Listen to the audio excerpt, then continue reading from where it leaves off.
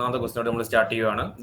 SI unit for measuring work and energy is, അതായത് വർക്കും എനർജിക്കും, work എന്ന് പറഞ്ഞ ഫിസിക്കൽ ക്വാണ്ടിറ്റിക്കും എനർജി എന്ന് പറഞ്ഞ ഫിസിക്കൽ ക്വാണ്ടിറ്റിക്കും നമ്മൾ അളക്കാൻ ഉപയോഗിക്കുന്ന SI യൂണിറ്റ് ഏതാണ്?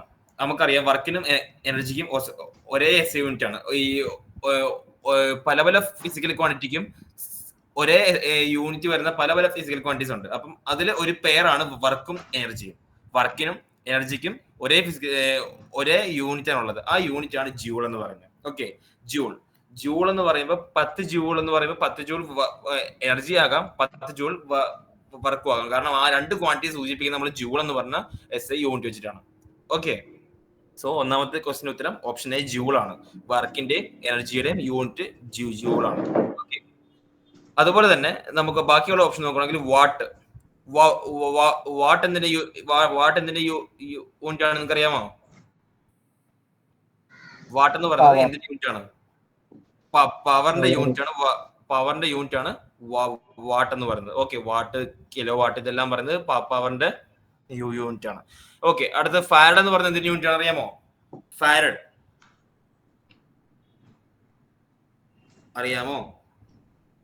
ഓക്കെ, ഫാരഡ് എന്ന് പറയുന്നത് പഠിച്ചു വെച്ചേക്കുക. ഫാരഡ് എന്ന് പറയുന്നത് കപ്പാസിറ്റൻസ്, അതായത് ഇലക്ട്രിക്കൽ കപ്പാസിറ്റൻസ്, നമ്മുടെ റെസിസ്റ്റൻസ്, വോൾട്ടേജ്, കറന്റ്, കപ്പാസിറ്റൻസ്, ഇതെല്ലാം നമ്മുടെ ഫിസിക്സിലെ ഇലക്ട്രിസിറ്റി എന്ന് പറയുന്ന ആ ഒരു പോർഷനിലെ പല പല ഫിസിക്കൽ ക്വാണ്ടിറ്റീസ് ആണ്. അപ്പൊ അതിൽ കപ്പാസിറ്റൻസ്, ഓക്കെ, നമ്മുടെ ഫാനിന്റെ ഒക്കെ കപ്പാസിറ്റർ അതൊക്കെ നമ്മൾ അളക്കുന്നത് കപ്പാസിറ്റൻസ് എന്ന് പറഞ്ഞ ആ ഒരു ക്വാണ്ടിറ്റി വെച്ചിട്ടാണ്. അപ്പം കപ്പാസിറ്റൻസ് എന്ന് പറഞ്ഞ ക്വാണ്ടിറ്റിയുടെ SI യൂണിറ്റ് ആണ് ഫാരഡ് എന്ന് പറയുന്നത്. ഫാരഡിന് മൈക്രോ ഫാരഡ് ഉണ്ട്, കിലോ ഫാരഡ് ഉണ്ട്, അങ്ങനെ പല പല മിനിയേച്ചർ ഇതിലുണ്ട്. അപ്പം ഫാരഡ് എന്ന് പറയുന്നത് കപ്പാസിറ്റൻസിന്റെ യൂണിറ്റ് ആണ്.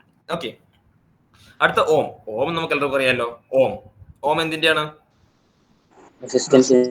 ഓം റെസിസ്റ്റൻസിന്റെ യൂണിറ്റ് ആണ്. അതായത് ഇലക്ട്രിക്കൽ റെസിസ്റ്റൻസിന്റെ യൂണിറ്റ് ആണ് ഓം എന്ന് പറയുന്നത്. സോ ഒന്നാമത്തെ ക്വസ്റ്റ്യൻ ഇതാണ് പറയാനുള്ളത്. വർക്കിന്റെയും എനർജിയുടെയും യൂണിറ്റ് ആണ് ജൂൾ. ബാക്കിയുള്ള ഓപ്ഷൻ BCD എന്തിന്റെ യൂണിറ്റ് എന്നിട്ട് നമ്മൾ എക്സ്പ്ലെയിൻ ചെയ്ത് കഴിഞ്ഞു. ഓക്കെ ആണല്ലോ? ഓക്കെ അല്ലേ? അടുത്ത ക്വസ്റ്റ്യനിലേക്ക് പോവാണ്. Question number 2. When a body is accelerated, the velocity is also, അതായത് ഒരു ബോഡി ആക്സലറേറ്റ് ചെയ്യപ്പെടുമ്പോൾ അതിന്റെ വെലോസിറ്റിക്ക് എന്ത് സംഭവിക്കുന്നു? കൂടുമോ, അതിന്റെ വെലോസിറ്റി കുറയുമോ, അതോ അതിന്റെ വെലോസിറ്റിക്ക് യാതൊരു വ്യത്യാസം ഉണ്ടാകത്തില്ലേ, അതോ ഈ ഓപ്ഷൻ ഒന്നും അല്ല ഉത്തരം. ഓക്കെ, ഒരു ബോഡി ആക്സലറേറ്റ് ചെയ്യാൻ ഉദ്ദേശിക്കുന്നത് നിങ്ങൾ എന്താ? നിങ്ങൾ ഒരു കാറിലോ ബൈക്കിലോ ബസ്സിലോ ഒക്കെ ട്രാവൽ ചെയ്യുന്ന ആൾക്കാരാണോ അല്ലേ?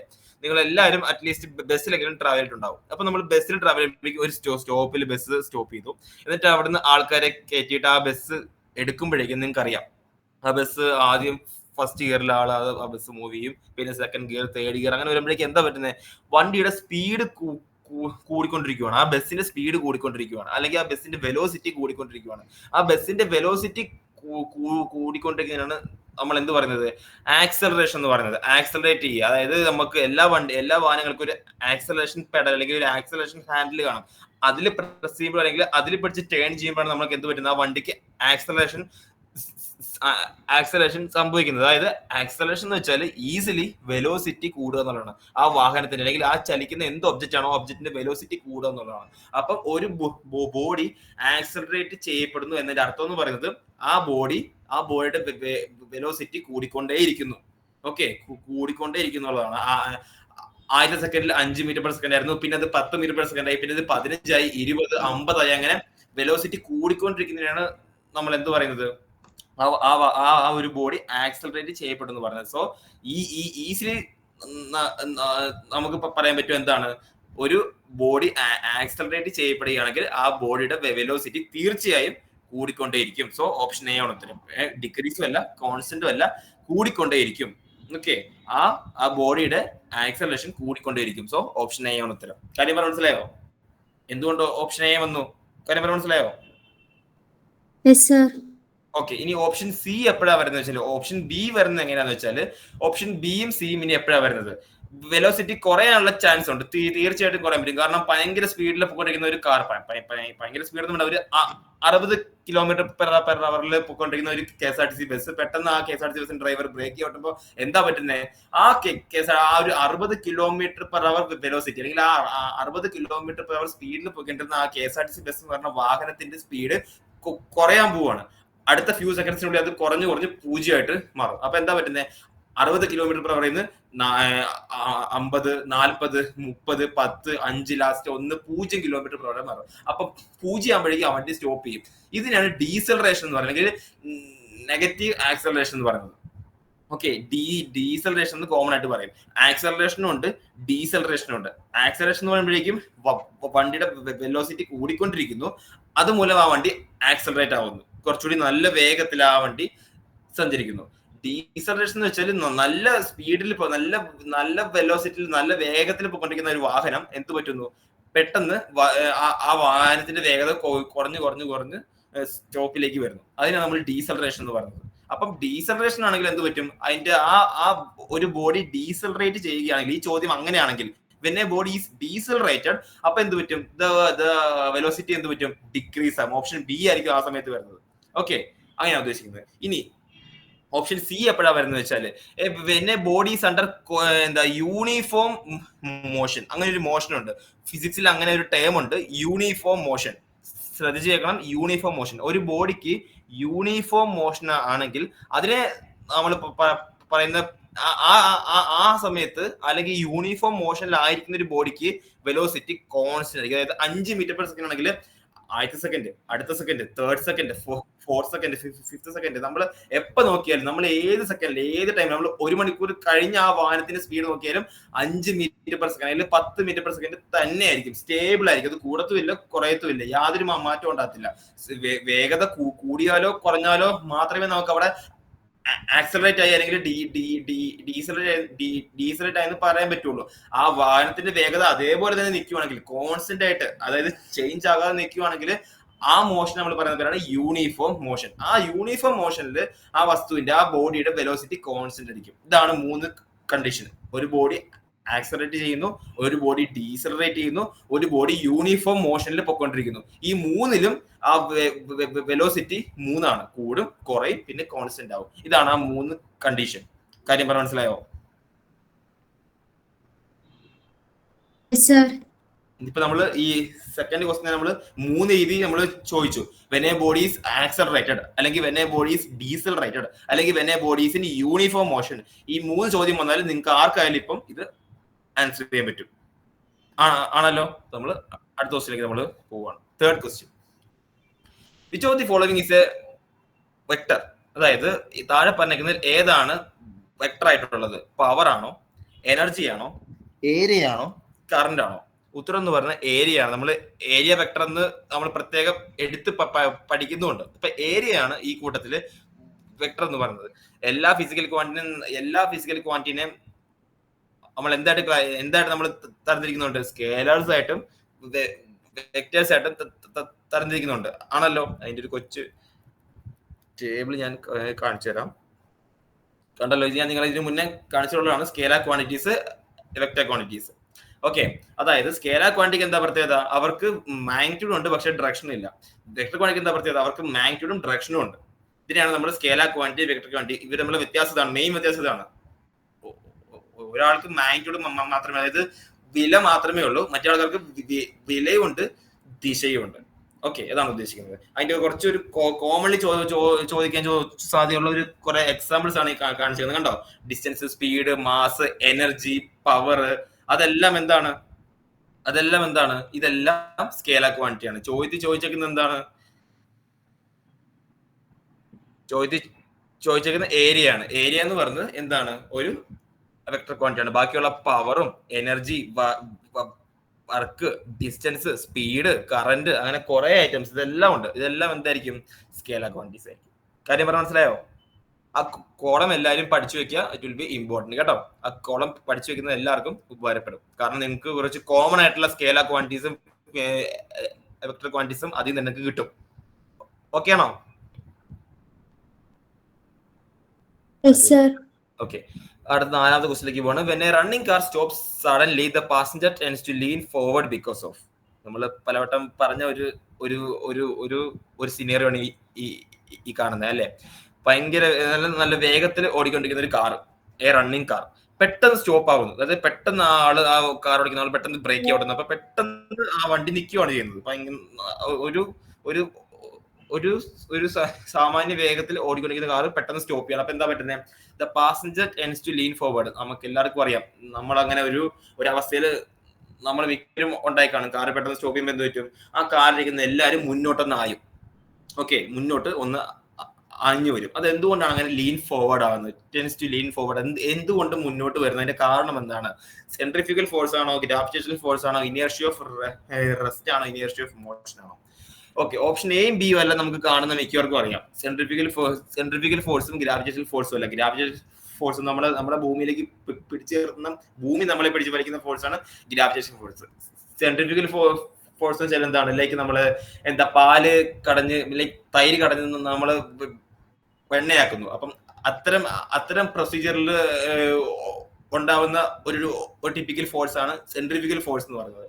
അതിലൊന്നും ഇവിടെ യാതൊരു ആക്ഷനും ഇല്ല. പക്ഷെ option C and D, inertia of rest, inertia of motion, നമുക്ക് മിക്കവർക്കും അറിയാം ഈ കാണുന്ന സിനേറിയോ ഇനേർഷ്യ മൂലമാണ്. പക്ഷെ ഇനേർഷ്യ ഓഫ് റെസ്റ്റ് ആണോ, ഇനേർഷ്യ ഓഫ് മോഷൻ ആണോ?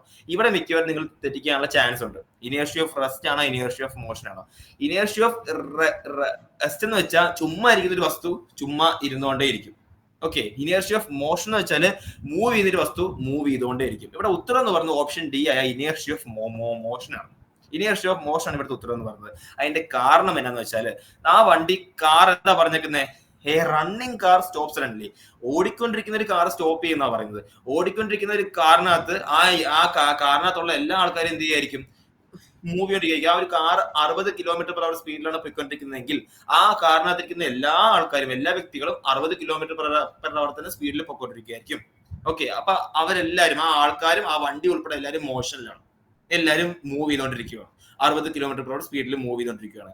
പെട്ടെന്ന് സ്റ്റോപ്പ് ചെയ്യുവാണെങ്കിൽ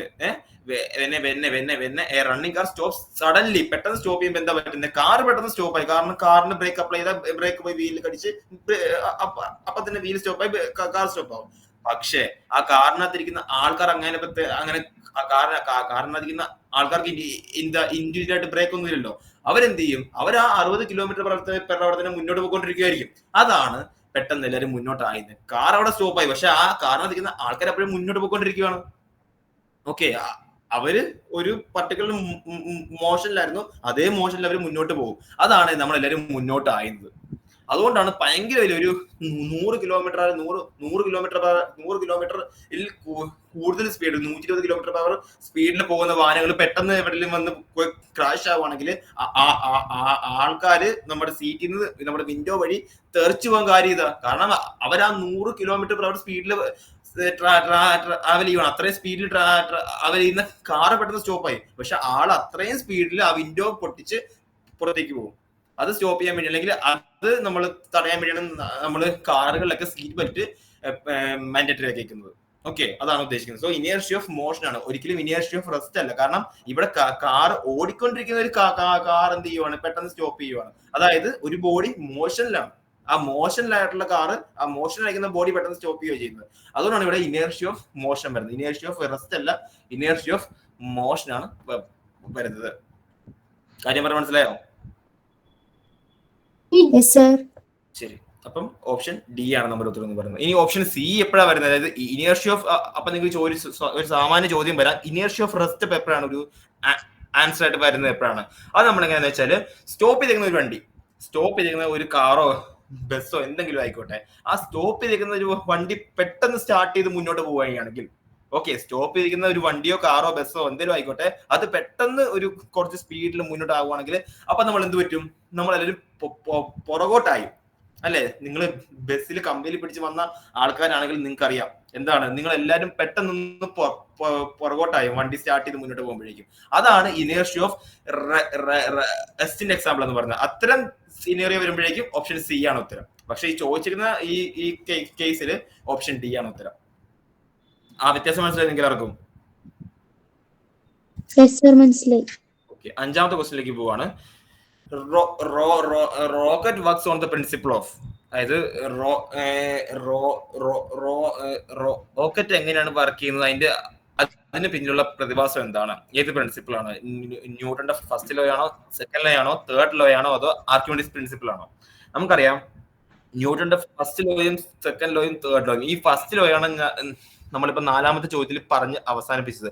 inertia of rest, inertia of motion, ഇതിനെപ്പറ്റിയാണ് നമ്മൾ ന്യൂട്ടന്റെ ഫസ്റ്റ് ലോയിൽ പ്രതിപാദിക്കുന്നത്. ന്യൂട്ടന്റെ സെക്കൻഡ് ലോ എന്ന് പറയുന്നത് F=ma, force mass into acceleration എന്ന് പറഞ്ഞ ആ ഒരു ഇക്വേഷനിലേക്ക് നമ്മൾ എത്തിച്ചേരുന്നതാണ് ന്യൂട്ടന്റെ സെക്കൻഡ് ലോ.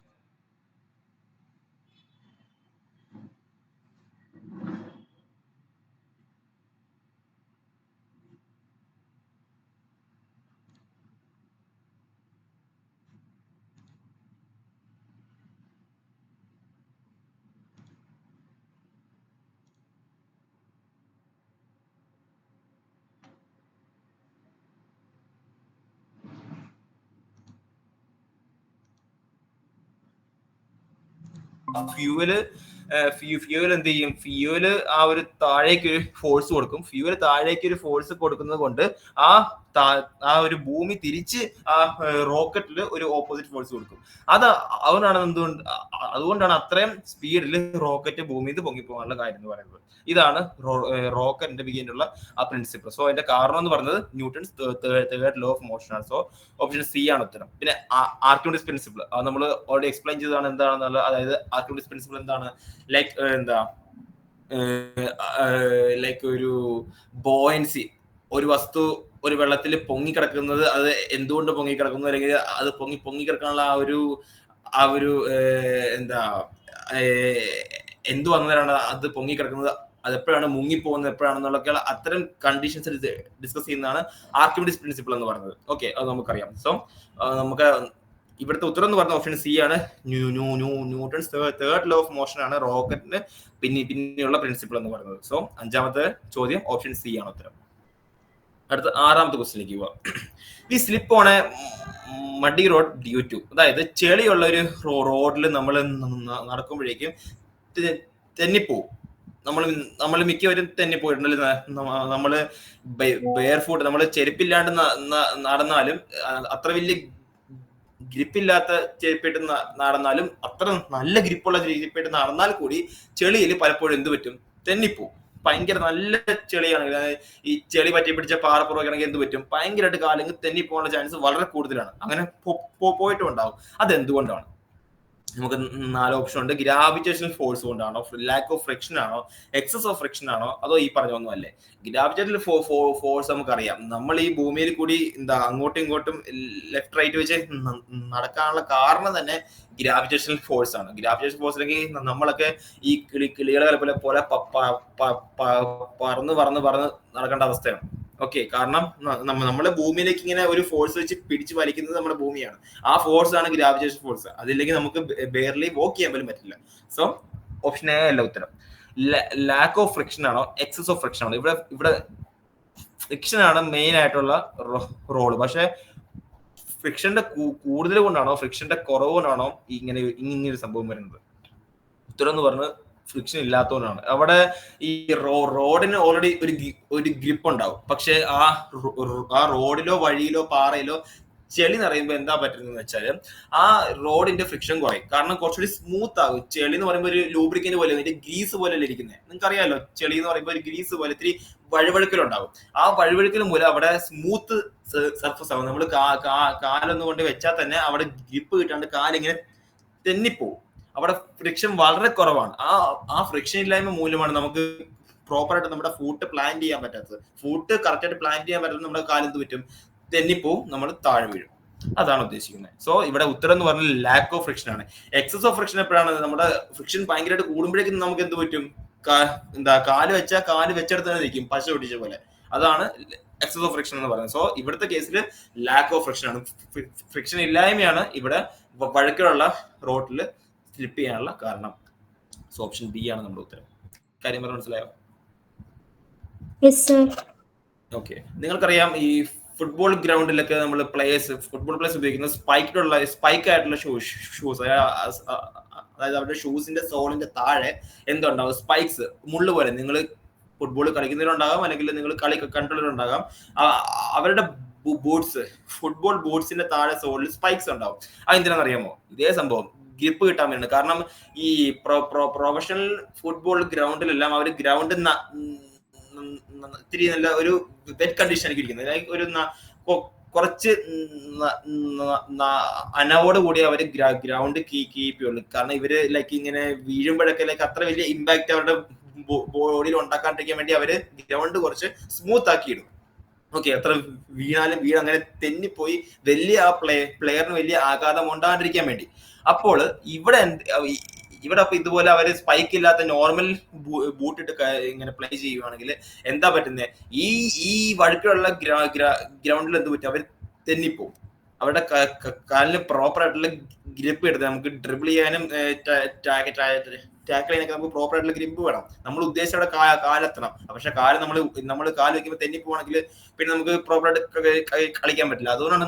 അതുകൊണ്ടാണ് ഇങ്ങനെ മിക്ക ഗ്രൗണ്ട്സിൽ അവർ സ്പൈക്കുള്ള ഷൂസ് അവർ ഉപയോഗിക്കുന്നത്.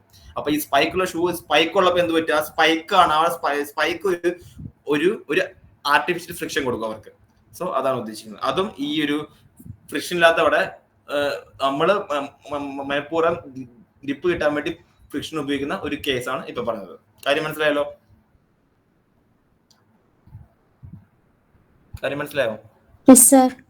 അടുത്തത് നമ്മുടെ വെയിറ്റ്. ഈ ഫിസിക്കൽ ക്വാണ്ടിറ്റി ആയ വെയിറ്റ് അളക്കുന്നത് കോമൺലി എങ്ങനെയാണ്? ഫിസിക്കൽ ക്വാണ്ടിറ്റി ആയ വെയിറ്റ് നമ്മൾ കോമൺലി മെഷർ ചെയ്യുന്നത് എന്ത് വഴിയാണ്? Beam balance വഴിയാണോ?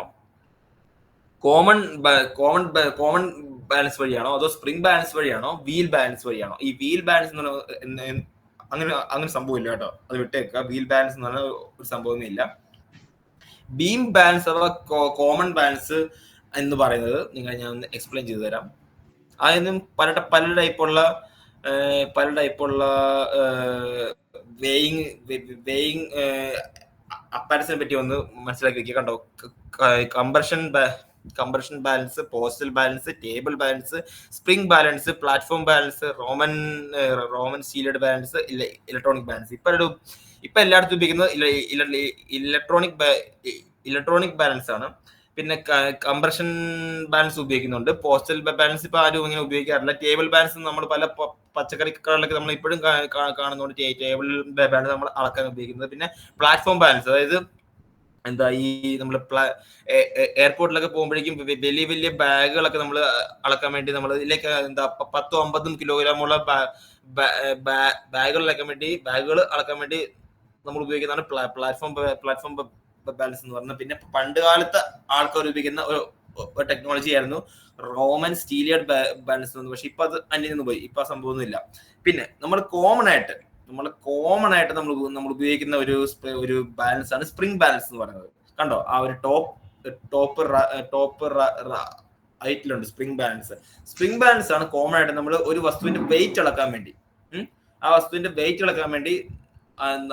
നമ്മൾ ഉപയോഗിക്കുന്നതാണ് സ്പ്രിംഗ് ബാലൻസ് എന്ന് പറയുന്നത്. ഓക്കെ, സ്പ്രിംഗ് ബാലൻസ് നമ്മൾ മെയിൻ ആയിട്ട് വെയിറ്റ് അളക്കാൻ വേണ്ടി ഉപയോഗിക്കുന്നതാണ്. സോ നമ്മുടെ ചോദ്യത്തിലേക്ക് വരുവാണെങ്കിൽ ഓപ്ഷൻ സി ആണ് നമ്മുടെ ഉത്തരം എന്ന് പറയുന്നത്. Option C, spring balance. പിന്നെ ഈ ബീം ബാലൻസ്, കോമൺ ബാലൻസ് അത് അതിനകത്ത് ഇല്ലായിരുന്നല്ലോ. ഈ ബീം ബാലൻസ് കോമൺ ബാലൻസ് പറയുന്നത് ഇതാണ്, നമ്മുടെ ത്രാസ് എന്ന് പറയത്തില്ലേ, അതാണ് സംഭവം ബീം ബാലൻസ്. ഇതിനെ തന്നെ നമ്മൾ കോമൺ ബാലൻസ് വിളിക്കുന്നത്. ഓക്കെ, ബീം ബാലൻസ് അഥവാ കോമൺ ബാലൻസ് അത് ഇങ്ങനെയാണ് ഇരിക്കുന്നത്.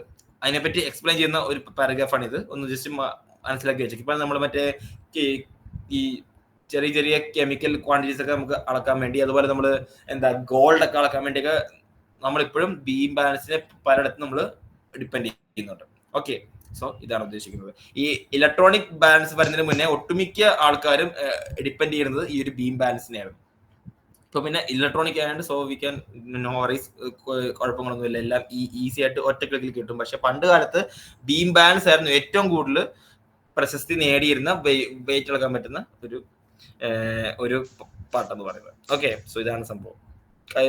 കാര്യം മനസ്സിലായി നിങ്ങൾക്ക്? എട്ടാമത്തെ question, who indirectly determine the mass of electron by measuring charge of the electron? അതായത് ആരാണ് ഇലക്ട്രോണിന്റെ ചാർജ് അളക്കുന്ന വഴി ആക്സിഡന്റലി ഇലക്ട്രോണിന്റെ മാസും കൂടി അളന്ന ആളാരാണ്? അതൊരു പാരഡോക്സ് ആണ് ആക്ച്വലി. ഇത് അങ്ങനെയാണ്. ആക്ച്വലി ഇലക്ട്രോൺ എന്നൊരു വസ്തു ഉണ്ടെന്ന് കണ്ടുപിടിച്ചതിന് ശേഷം ഈ ഇലക്ട്രോണിന്റെ ചാർജ് അളക്കാൻ വേണ്ടി ഒരു സയന്റിസ്റ്റ് പോയി. ആ ഇലക്ട്രോണിന്റെ ചാർജ് ഇളക്കാൻ വേണ്ടി പോയ വഴി ആക്സിഡന്റലി ആ ഒരു എക്സ്പെരിമെന്റ് റിസൾട്ട് ആയിട്ട് ആ ഇലക്ട്രോണിന്റെ മാസ് ആണ് കിട്ടിയത്.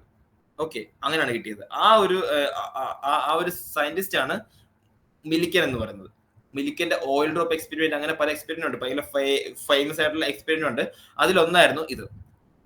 ഇലക്ട്രോണിന്റെ ചാർജ് അളക്കാൻ പോകുന്ന വഴി ഇലക്ട്രോണിന്റെ മാസ് ആക്സിഡന്റലി, അതായത് അറിയാതെ ആ ഒരു ഇലക്ട്രോണിന്റെ മാസ് അളക്കാൻ പോയതല്ല ആള്, പക്ഷെ അറിയാതെ ആ വഴി ഇലക്ട്രോണിന്റെ മാസ് അളന്ന് കിട്ടിയ ആളാണ് മിലിക്കൻ എന്ന് പറയുന്നത്. ഓക്കെ, ഓപ്ഷൻ ബി ആണ് മിലിക്കൻ. പേര് കൺഫ്യൂഷൻ ആയിരുന്നു, MILIKN, മിലിക്കൻ. തോംസൺ എന്ന് പറയുന്നത് വെച്ചാൽ നമ്മുടെ ആറ്റത്തിനകത്ത് പോസിറ്റീവ് ചാർജ് ഉണ്ട്, ഇലക്ട്രിക് പോസിറ്റീവ് ചാർജും ഉണ്ട്, നെഗറ്റീവ് ചാർജും ഉണ്ട് എന്ന് കണ്ടുപിടിച്ച ആളാണ് തോംസൺ എന്ന് പറയുന്നത്. ഒരു ആറ്റത്തിനകത്ത് പോസിറ്റീവ് ചാർജും ഉണ്ട്, നെഗറ്റീവ് ചാർജും ഉണ്ട് എന്ന് കണ്ടുപിടിച്ച ആളാണ് തോംസൺ എന്ന് പറയുന്നത്. റൂദർഫോർഡ് എന്ന് പറയുന്നത് ഈ തോംസൺ കണ്ടുപിടിച്ചതിന് ശേഷം ഒരു ആറ്റത്തിന്റെ നടുക്ക് ന്യൂക്ലിയസ് എന്ന് പറയുന്ന സാധനമുണ്ട്. ആ ന്യൂക്ലിയസിന് ആറ്റത്തിന്റെ 99.0.01% വലിപ്പമുള്ളൂ. ഒരു ആറ്റം മൊത്തം 100% ആണെങ്കിൽ അതിന്റെ 0.01% ഉള്ളൂ അതിന്റെ ന്യൂക്ലിയസ് എന്ന് പറയുന്ന ആളാണെന്ന് പറയുന്നത് റൂദർഫോർഡ് എന്ന് പറയുന്നത്. ഐൻസ്റ്റീൻ എന്ന് പറഞ്ഞാൽ പിന്നെ നമുക്കറിയാം തിയറി ഓഫ് റിലേറ്റിവിറ്റി, അതുപോലെ സ്പെഷ്യൽ തിയറി ഓഫ് റിലേറ്റിവിറ്റി, അതുപോലെ ഈ നമ്മുടെ മാസ് എനർജി ഇക്വേഷൻ E=mc², ഇതെല്ലാം കണ്ടുപിടിച്ച ആളാണ് ഐൻസ്റ്റീൻ എന്ന് പറയുന്നത്. സോ ഇത്രയാണ് 8ാമത്തെ ക്വസ്റ്റ്യനിൽ പറയാനുള്ളത്. അപ്പം മിലിക്കനാണ് ആക്സിഡന്റലി, അതായത് ഇൻഡയറക്ട്ലി ഇലക്ട്രോണിന്റെ മാസ് കണ്ടുപിടിച്ച ആള്.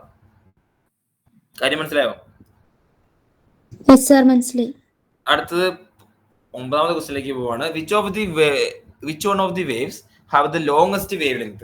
താഴെ പറഞ്ഞേക്കുന്നതിൽ ഏതിനാണ് വേവ് ലെങ്ത് കൂടുതൽ? വയലറ്റ് ആണോ, റെഡ് ആണോ, ബ്ലൂ ആണോ, ഗ്രീൻ ആണോ? അതായത് നമ്മുടെ വിസിബിൾ ലൈറ്റ്, നമ്മുടെ വിസിബിൾ ലൈറ്റിൽ മെയിൻ ആയിട്ടും 7 കളേഴ്സാണ് ഉള്ളത്. വിബ്ജിയോർ എന്ന് പറയും, നമ്മുടെ മഴവിലുള്ള അതേ കളേഴ്സ്, വിബ്ജിയോർ. അതായത് നമ്മുടെ വിസിബിൾ ലൈറ്റ് ഈ 7 വർണ്ണങ്ങൾ കൂടി ചേർന്നതാണ്, ഈ 7 കളേർഡ് ലൈറ്റ്സ് കൂടി ചേർന്നതാണ് നമ്മുടെ വിസിബിൾ ലൈറ്റ്. ഓക്കെ, നോർമൽ പ്രകാശം എന്ന് പറയുന്നത്. അത് ഏതൊക്കെയാണ്? Violet, indigo, blue, green, yellow, orange, red. നമുക്കറിയാവുന്നതാണ്. ഇവർക്ക് ഓരോന്നിനും ഓരോ വേവ് ലെങ്ത് ആണ്, ഓരോ ഫ്രീക്വൻസിയാണ്. ഓക്കെ, ഇവരുടെ ഓരോന്നിന്റെയും വേവിന്റെ നീളം പലതാണ് എന്നർത്ഥം. ഓരോന്നിനും ഓരോ വേവിലാണ്. Violet, indigo, blue, green, yellow, orange, red, ഓരോന്നിനും ഓരോ വേവ് ലെങ്തും ഓരോ ഫ്രീക്വൻസിയാണ്. ഓക്കെ, അപ്പം അങ്ങനെ ഉള്ളത് കൊണ്ട് ഈ കൂട്ടത്തിൽ ആർക്കാണ് ഏറ്റവും കൂടുതൽ വേവ് ലെങ്ത് ഉള്ളത്? ഇതാണ് ചോദ്യം എന്ന് പറഞ്ഞത്. ഉത്തരം റെഡിനാണ് ഏറ്റവും കൂടുതൽ വേവ് ലെങ്ത് ഉള്ളത്. അതുപോലെ ഏറ്റവും കുറവ് വേവ് ലെങ്ത് ആർക്കാന്ന് വെച്ചാൽ വയലറ്റിനാണ്. അതായത് ഈ താഴെ പറഞ്ഞേക്കുന്നതിൽ ഏറ്റവും കുറവ് വേവ് ലെങ്ത് വയലറ്റിനാണ്. ഓക്കെ, ഇത് ഷോർട്ടസ്റ്റ് വേവ് ലെങ്ത് ചോദിക്കുകയാണെങ്കിൽ ഓപ്ഷൻ എ ആയിരിക്കും ഉത്തരം. ഇപ്പൊ ചോദിച്ചിരിക്കുന്നത് ലോങ്സ്റ്റ് ആണ്, സോ ഓപ്ഷൻ ബി ആണ് ഉത്തരം. ഇതിന്റെ ഒരു കൊച്ചു ചാർട്ട് കാണിച്ചു തരാം നിങ്ങൾക്ക് ഒരു ഐഡിയ കിട്ടാൻ വേണ്ടി. കണ്ടോ, violet, indigo, blue, green, yellow, orange, red. ഇവിടെ ഇത് കാണിച്ചിരിക്കുന്നത് വേവ് ലെങ്തിന്റെ ഒരു ചാർട്ടാണ്. നാനോമീറ്ററിലാണ് ഈ ഓരോ വേവ് ലെങ്തും. അതായത് 400 nanometre, 500 nanometre, 600 nanometre, 700 nanometre, 800 nanometre. കാണുമ്പോൾ അറിയാം വയലറ്റിന് എത്രയാണ്? വെറും 400 നാനോമീറ്ററേ ഉള്ളൂ നീളം. വേവ് ലെങ്ത് 400 നാനോമീറ്ററേ ഉള്ളൂ. പിന്നെ ഇങ്ങോട്ട് ഇൻഡിഗോ, ബ്ലൂ, ഗ്രീൻ ആ ഭാഗത്തേക്ക് പോയി വരുമ്പോഴേക്കും വേവ് ലെങ്ത് കൂടുന്നത് നമുക്ക് കാണാൻ പറ്റും. 400 500ആയി, 600ആയി, 700ആയി, അങ്ങനെ 6. അഥവാ റെഡ് കളർ വരുമ്പോഴേക്കും നമുക്ക് എന്താ കാണാൻ സാധിക്കുന്നത്? 800 നാനോമീറ്റർ ആണ് റെഡ് ലൈറ്റിന്റെ വേവ് ലെങ്ത് പറയുന്നത്. സോ ചുമലക്കാണ് ഏറ്റവും കൂടുതൽ വേവ് ലെങ്ത് ഉള്ളത്. അതുപോലെ വയലറ്റിനാണ് ഏറ്റവും കുറവ് വേവ് ലെങ്ത് ഉള്ളത്. ഈ കൂട്ടത്തിൽ കേട്ടോ, ഈ 7 കളേർഡ് ലൈറ്റ്സിൽ ഏറ്റവും കൂടുതൽ റെഡ് ആണ്, ഏറ്റവും കുറവ് വയലറ്റ് ആണ്. കാര്യം പറഞ്ഞ മനസ്സിലായോ? ഇതിന്റെ കൂടെ നിങ്ങൾ പഠിക്കേണ്ട ഒരു കാര്യമാണ് ഫ്രീക്വൻസി, വേവ് ലെങ്തും ഫ്രീക്വൻസിയും. കുറച്ചു മുന്നേ പറഞ്ഞത് ഒരു അപ്രോക്സിമേറ്റ് ആണ്. ഈ ഒരു 400 500 നമുക്ക് കറക്റ്റ് ആയിട്ട് ഈ ടേബിളിൽ കാണാൻ പറ്റും. നമുക്ക് വേവ് ലെങ്തും ഫ്രീക്വൻസി മാത്രം നോക്കിയാൽ മതി. ഫോട്ടോൺ എനർജി അത്ര വലിയ ഇമ്പോർട്ടന്റ് അല്ല, അത് എക്സാമിന് ചോദിക്കത്തില്ല, സോ വിട്ടേക്കാം. മെയിൻ ആയിട്ട് നോക്കേണ്ടത് വേവ് ലെങ്തും ഫ്രീക്വൻസിയും. Violet, indigo, blue, green, yellow, orange, red ഈ 7 കളേഴ്സിന്റെ വേവ് ലെങ്ത് എങ്ങനെയാണ്, ഫ്രീക്വൻസി എങ്ങനെയാണ്? വയലറ്റ് 380 തൊട്ട് 450 നാനോമീറ്റർ ആണ്. അതുപോലെ blue, green, yellow, orange, red എല്ലാത്തിന്റെയും ആ കോളത്തിൽ കാണാൻ പറ്റുന്നുണ്ട്. ഇതേപോലെ തന്നെ ഫ്രീക്വൻസി എന്ന് വെച്ചാൽ ആ ഒരു പർട്ടിക്കുലർ ലൈറ്റിന് എത്ര എനർജി ഉണ്ടെന്ന്. ഓക്കെ, എനർജി നോക്കുമ്പോഴേക്കും നമുക്ക് ആ വേവ് ലെങ്ത് കാണുന്ന ട്രെൻഡിന്റെ നേരെ ഓപ്പോസിറ്റ് ആണ്. വേവ് ലെങ്ത് എങ്ങനെയായിരുന്നു? റെഡിനായിരുന്നു ഏറ്റവും കൂടുതൽ വേവ് ലെങ്ത്, വയലറ്റിനായിരുന്നു ഏറ്റവും കുറവ് വേവ് ലെങ്ത്. അങ്ങനെയായിരുന്നു ആണല്ലോ. ഫ്രീക്വൻസി വരുമ്പോഴേക്കും നേരെ ഓപ്പോസിറ്റ് ആവും. വയലറ്റിനാണ് ഏറ്റവും കൂടുതൽ ഫ്രീക്വൻസി, റെഡിനാണ് ഏറ്റവും കുറവ് ഫ്രീക്വൻസി. കണ്ടോ, വയലറ്റിന് 660 ഒരു 600-700 ആ റേഞ്ച് വരും. റെഡിന് ഒരു 400 റേഞ്ചേ ഉള്ളൂ. അവിടെ ഒരു വ്യത്യാസമുണ്ട്. സോ റെഡിനാണ് എനർജി അല്ലെങ്കിൽ ഫ്രീക്വൻസി കുറവ്, വയലറ്റിനാണ് എനർജി അഥവാ ഫ്രീക്വൻസി കൂടുതൽ. Wave length frequency exact opposite ആട്ടോ. വേവ് ലെങ്ത് കൂടിയ ആൾക്ക് ഫ്രീക്വൻസി കുറവായിരിക്കും, ഫ്രീക്വൻസി കൂടിയ ആൾക്ക് വേവ് ലെങ്ത് കുറവായിരിക്കും. അവർ എക്സാക്ട് ഓപ്പോസിറ്റ് ആണ്. ഓക്കെ, അതുകൂടി മനസ്സിലാക്കി വെച്ചേക്കാം. സോ ഈ ഒരു കോളം, ഈ ഒരു അക്കങ്ങൾ കാണപ്പെടാൻ പഠിക്കണമെന്നില്ല, പക്ഷെ ഈ ഒരു ട്രെൻഡ് മനസ്സിലാക്കി വെച്ചേക്കാം.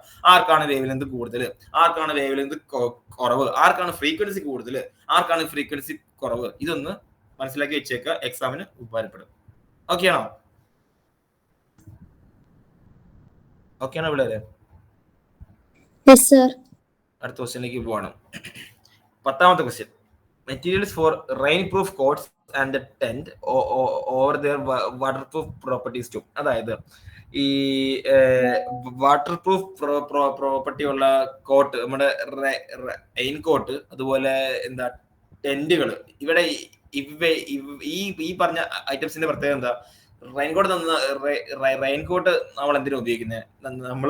നമ്മള് റെയിൻകോട്ട് ഇട്ടാൽ നമ്മള് റെയിൻകോട്ടിന്റെ അകത്തേക്ക് ആ വെള്ളം പെനട്രേറ്റ് ചെയ്യാതെ പുറത്ത് വെച്ച് തന്നെ ഒഴുകി പോകാൻ വേണ്ടിയാണ് നമ്മൾ റെയിൻകോട്ട് ഉപയോഗിക്കുന്നത്. നമ്മൾ മഴ നനയാണ്ടിരിക്കാൻ വേണ്ടിയാണ് നമ്മൾ റെയിൻകോട്ട് ഉപയോഗിക്കുന്നത്. ഇതുപോലെ നമ്മൾ ടെന്റ് എന്തിനാ ഉപയോഗിക്കുന്നത്?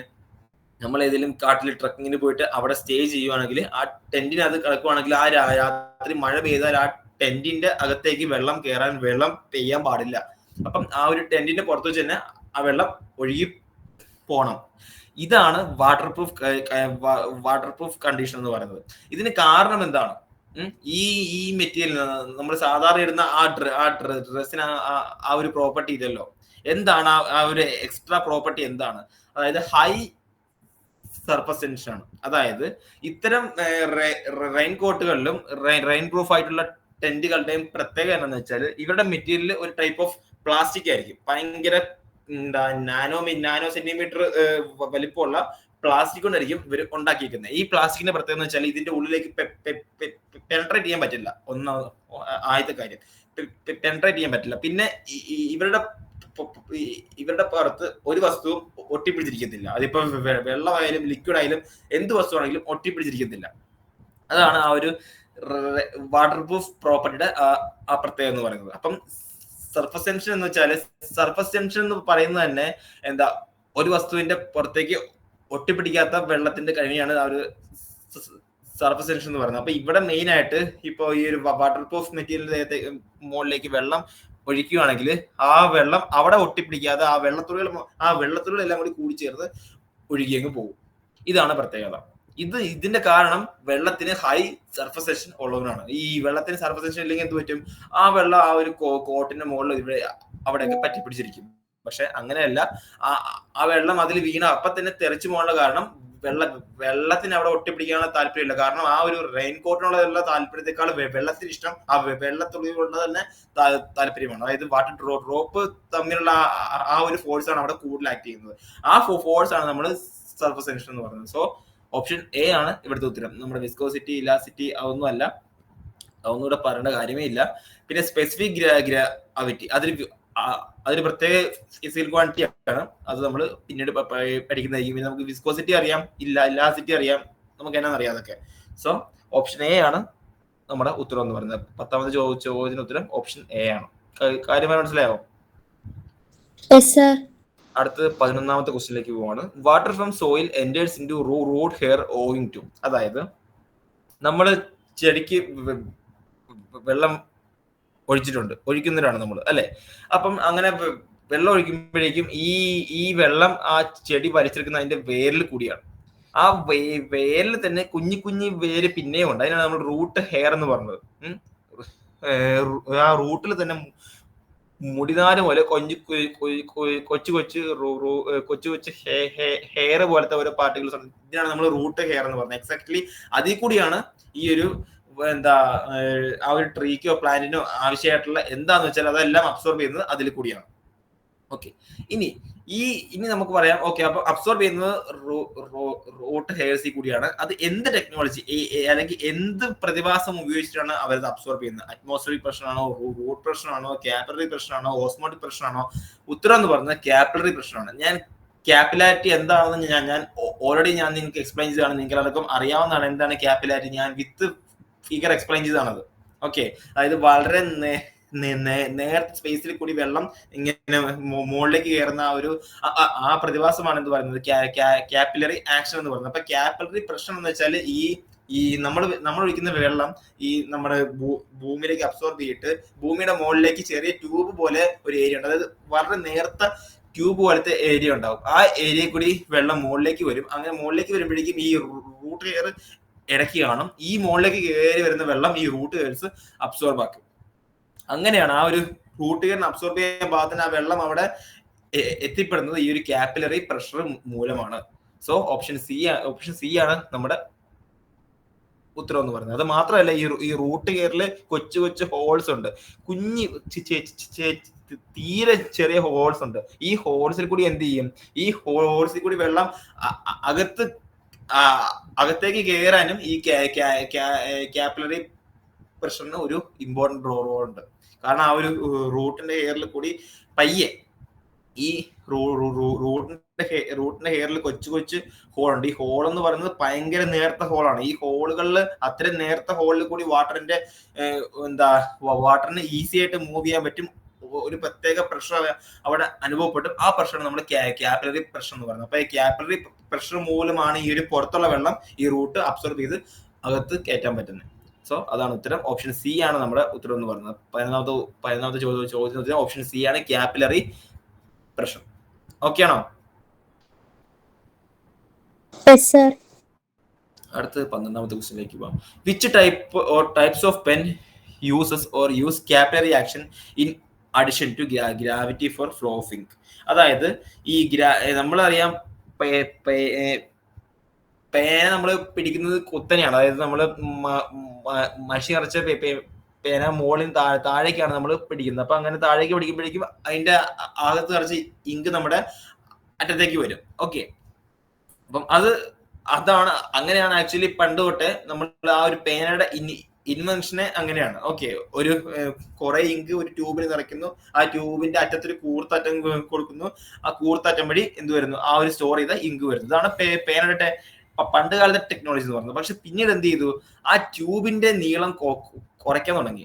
കുറച്ച് വളരെ നേർപ്പിച്ചപ്പോഴേക്കും എന്ത് പറ്റി, അവിടെ ക്യാപ്പിലറി ആക്ഷൻ എന്ന് പറഞ്ഞൊരു ആക്ഷൻ വന്നു. അതാണ്, അതായത് ആ ഒരു വളരെ നേരത്തെ ട്യൂബ് ആകുമ്പോഴേക്കും അവിടെ കൂടി ലിക്വിഡ് ഈസി ആയിട്ട് ഫ്ലോ ചെയ്യാൻ പറ്റും, ചീറ്റുന്ന പോലെ ഫ്ലോ ചെയ്യാൻ പറ്റും. അതിനാണ് നമ്മൾ എന്ത് പറയുന്നത്, ക്യാപ്പിലറി ആക്ഷൻ എന്ന് പറയുന്നത്. അപ്പൊ ഇവിടെ ചോദിച്ചേക്കുന്ന fountain pen, gel pen, ball point pen, ഇവര് ഏതൊക്കെ പേനയ്ക്കാണ് ക്യാപ്പിലറി ഈ ഗ്രാവിറ്റേഷണൽ ഫ്ലോ അല്ലാതെ ക്യാപ്പിലറി ആക്ഷൻ കൂടി ഉപയോഗിക്കുന്നത് ബാക്കി ഏതൊക്കെ പേനയ്ക്കാണ്? ഉത്തരം എന്ന് പറയുന്നത് ഫൗണ്ടൻ പെന്നിനും ബോൾ പോയിന്റ് പെന്നുമാണ്. ഫൗണ്ടൻ പെന്നും ബോൾ പോയിന്റ് പെന്നിനും ഈ ക്യാപ്പിലറി ആക്ഷൻ അവരുടെ ഉള്ളിലുണ്ട്. പക്ഷെ ജെൽ പെന്ന് ആ ടെക്നോളജി ഇല്ല. കോമൺലി ഫൗണ്ടൻ പെന്നും ബോൾ പോയിന്റ് പെന്നുമാണ് എന്തുള്ളത്, ആ ടെക്നോളജി ഉള്ളത്. അതായത് ഇതാണ് ആ ടെക്നോളജി, ഇതാണ് സംഭവം. കണ്ടോ, ഇതാണ് നമ്മുടെ പണ്ടത്തെ ഫൗണ്ടൻ പെൻ എന്ന് പറയുന്നത് അല്ലെ. ഇതില് ആ ഒരു ചെറിയ ട്യൂബ് കണ്ടോ, ചെറിയ എയർ ചാനൽ. ഈ എയർ ചാനലിൽ കൂടി എയർ മുകളിലേക്ക് പോകും, അതേസമയം ഇങ്ക് താഴേക്ക് വരും. ഇതാണ് ഫൗണ്ടൻ പെന്റെ ടെക്നോളജി എന്ന് പറയുന്നത്.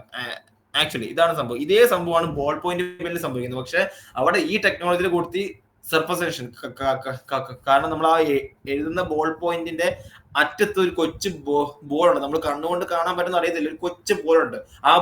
ആ ബോളിന്റെ പുറത്ത് മഷി പറ്റും. ആ മഷി നമ്മൾ എഴുതുമ്പോഴേക്കും പേപ്പറിലേക്കും പറ്റും. അപ്പൊ അവിടെ ഈ ക്യാപ്പിലറി ആക്ഷൻ കൂടാതെ സർഫസ് ടെൻഷൻ എന്ന് പറയുന്ന ആ ഒരു പ്രതിഭാസം കൂടി കടന്നു വരുന്നുണ്ട്. എങ്കിലും കോമൺലി ഫൗണ്ടനും പെന്നിലും ബോൾ പെന്നിലും എന്താണ്, ക്യാപ്പിലറി ആക്ഷൻ ഉണ്ട് എന്നാണ് പറയപ്പെടുന്നത്. സോ അതാണ് നമ്മൾ എടുത്തത്. ആൻസർ എന്ന് പറയുന്നത് option D, fountain pen and ball point pen ആണ് നമ്മുടെ ഉത്തരം എന്ന് പറയുന്നത്. ഓപ്ഷൻ ഡി ആണ് നമ്മുടെ ഉത്തരം. ഓക്കെ, അടുത്ത ക്വസ്റ്റ്യൻ 13ാമത്തെ ക്വസ്റ്റ്യനിലേക്ക് പോവാം. A liquid drop tends to assume spherical shape because, അതായത് ഒരു ലിക്വിഡ് ഡ്രോപ്പ് ഒരു ഒരു ഒരു വെള്ളത്തുള്ളി നിന്ന് നമ്മുടെ പൈപ്പിൽ നിന്ന് വീഴുന്ന വെള്ളത്തുള്ളി ആയിരുന്നു, നമ്മുടെ എന്താ ക്ലൗഡിൽ നിന്ന് വീഴുന്ന മഴത്തുള്ളി ആണെങ്കിലും ഒരു ഡ്രോപ്പ് ആയിട്ട് അവർ അസ്യൂം, അല്ലെങ്കിൽ ഒരു സ്ഫെറിക്കൽ ഷേപ്പ്, ഒരു കറക്റ്റ് ഒരു ഗോൾ ആകൃതിയാണ് അവർ സ്വീകരിക്കാൻ താല്പര്യപ്പെടുന്നത്. എന്തുകൊണ്ട്? അതിന്റെ കാരണം എന്താണ്? അതിന്റെ കാരണമാണ് സർഫസേഷൻ. നമ്മളിതിന് മുന്നേ പറഞ്ഞാണ് സർഫസേഷൻ ഏറ്റവും കൂടുതൽ സർഫസേഷനുള്ള ആ ഒരു ഷേപ്പാണ് ഗോളാകൃതി എന്ന് പറയുന്നത്, സ്ഫെറിക്കൽ ഷേപ്പ്. ഈ സ്ഫെറിക്കൽ ഷേപ്പിൽ ഏറ്റവും കൂടുതൽ സർഫസേഷൻ ഉള്ളത് കൊണ്ട് ആ ഒരു ലിക്വിഡിന്റെ മോളിക്യൂൾസിനെല്ലാം ഒരു ബോൾ പോലെ ഇരിക്കാനുള്ള ഒരു കേപ്പബിലിറ്റി കിട്ടും. അതാണ് എല്ലാ ലിക്വിഡ് ഡ്രോപ്സും സ്ഫെറിക്കൽ ഷേപ്പിൽ ഇരിക്കാനുള്ള കാരണം. അതാണ് ഓപ്ഷൻ എ. സർഫസ് ടെൻഷൻ എന്ന് പറയുന്ന ആ പ്രതിഭാസം മൂലമാണ് എല്ലാ ലിക്വിഡ് ഡ്രോപ്പും സ്ഫെറിക്കൽ ഷേപ്പിലുള്ളത്. ഇലാസ്റ്റിക് ഫോഴ്സോ വിസ്കസ് ഫോഴ്സോ ഗ്രാവിറ്റേറ്റൽ ഫോഴ്സോ ഒന്നും അല്ല. ഓക്കെ, ഗ്രാവിറ്റേറ്റൽ ഫോഴ്സ് ആണെങ്കിൽ ആ ഡ്രോപ്പ് ഇങ്ങനെ നീളത്തിൽ ട്യൂബ് പോലെ വന്നേ, പക്ഷെ അങ്ങനെയല്ല വരുന്നത്. ഓക്കെ, സ്ഫെറിക്കൽ ഷേപ്പിലാണ് വരുന്നത്. അപ്പം it is because of the surface tension. Option A ആണ് ഉത്തരം. ഓക്കെ ആണോ? ഓക്കെ ആണോ പിള്ളേരെ? ഹലോ. 14ാമത്തെ ക്വസ്റ്റ്യനിലേക്ക് പോകുന്നത് unit of magnetic permeability. Unit of magnetic permeabilities, അതായത് മാഗ്നറ്റിക് പെർമിയബിലിറ്റി എന്ന് പറയുന്നത് മൈക്കോൺ ആണല്ലോ. ഓക്കെ, അപ്പോ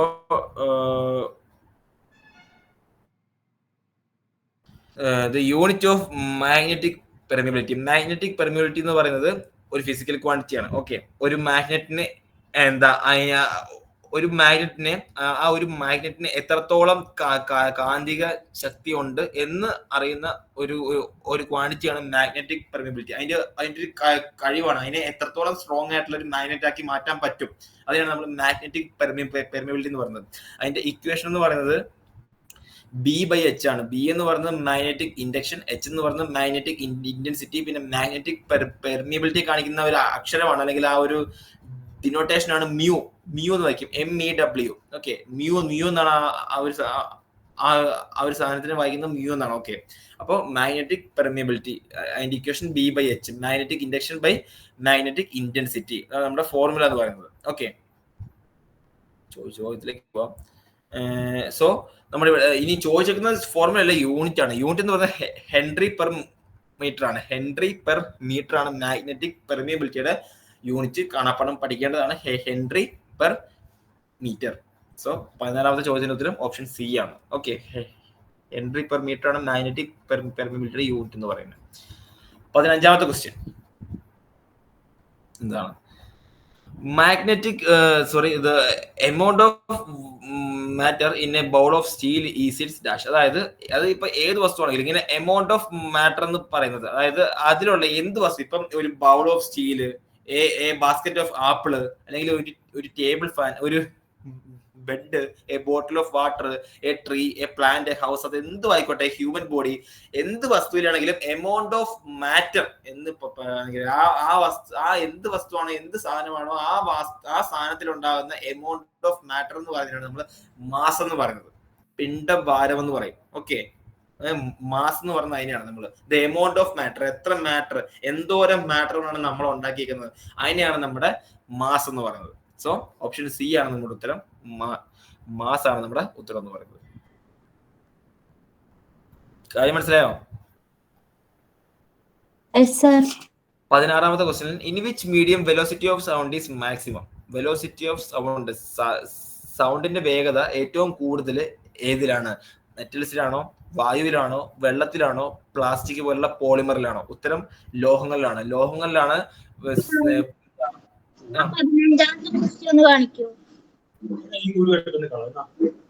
ഇതാണ് കാണുന്നത്. അപ്പൊ നമ്മൾ ഡിസ്കസ് ചെയ്യുന്നത് 16ാമത്തെ ക്വസ്റ്റ്യൻ ആണ്. In which medium velocity of sound is maximum. അതായത് ശബ്ദത്തിന്റെ വേഗത ഏറ്റവും കൂടുതൽ എവിടെയാണ്?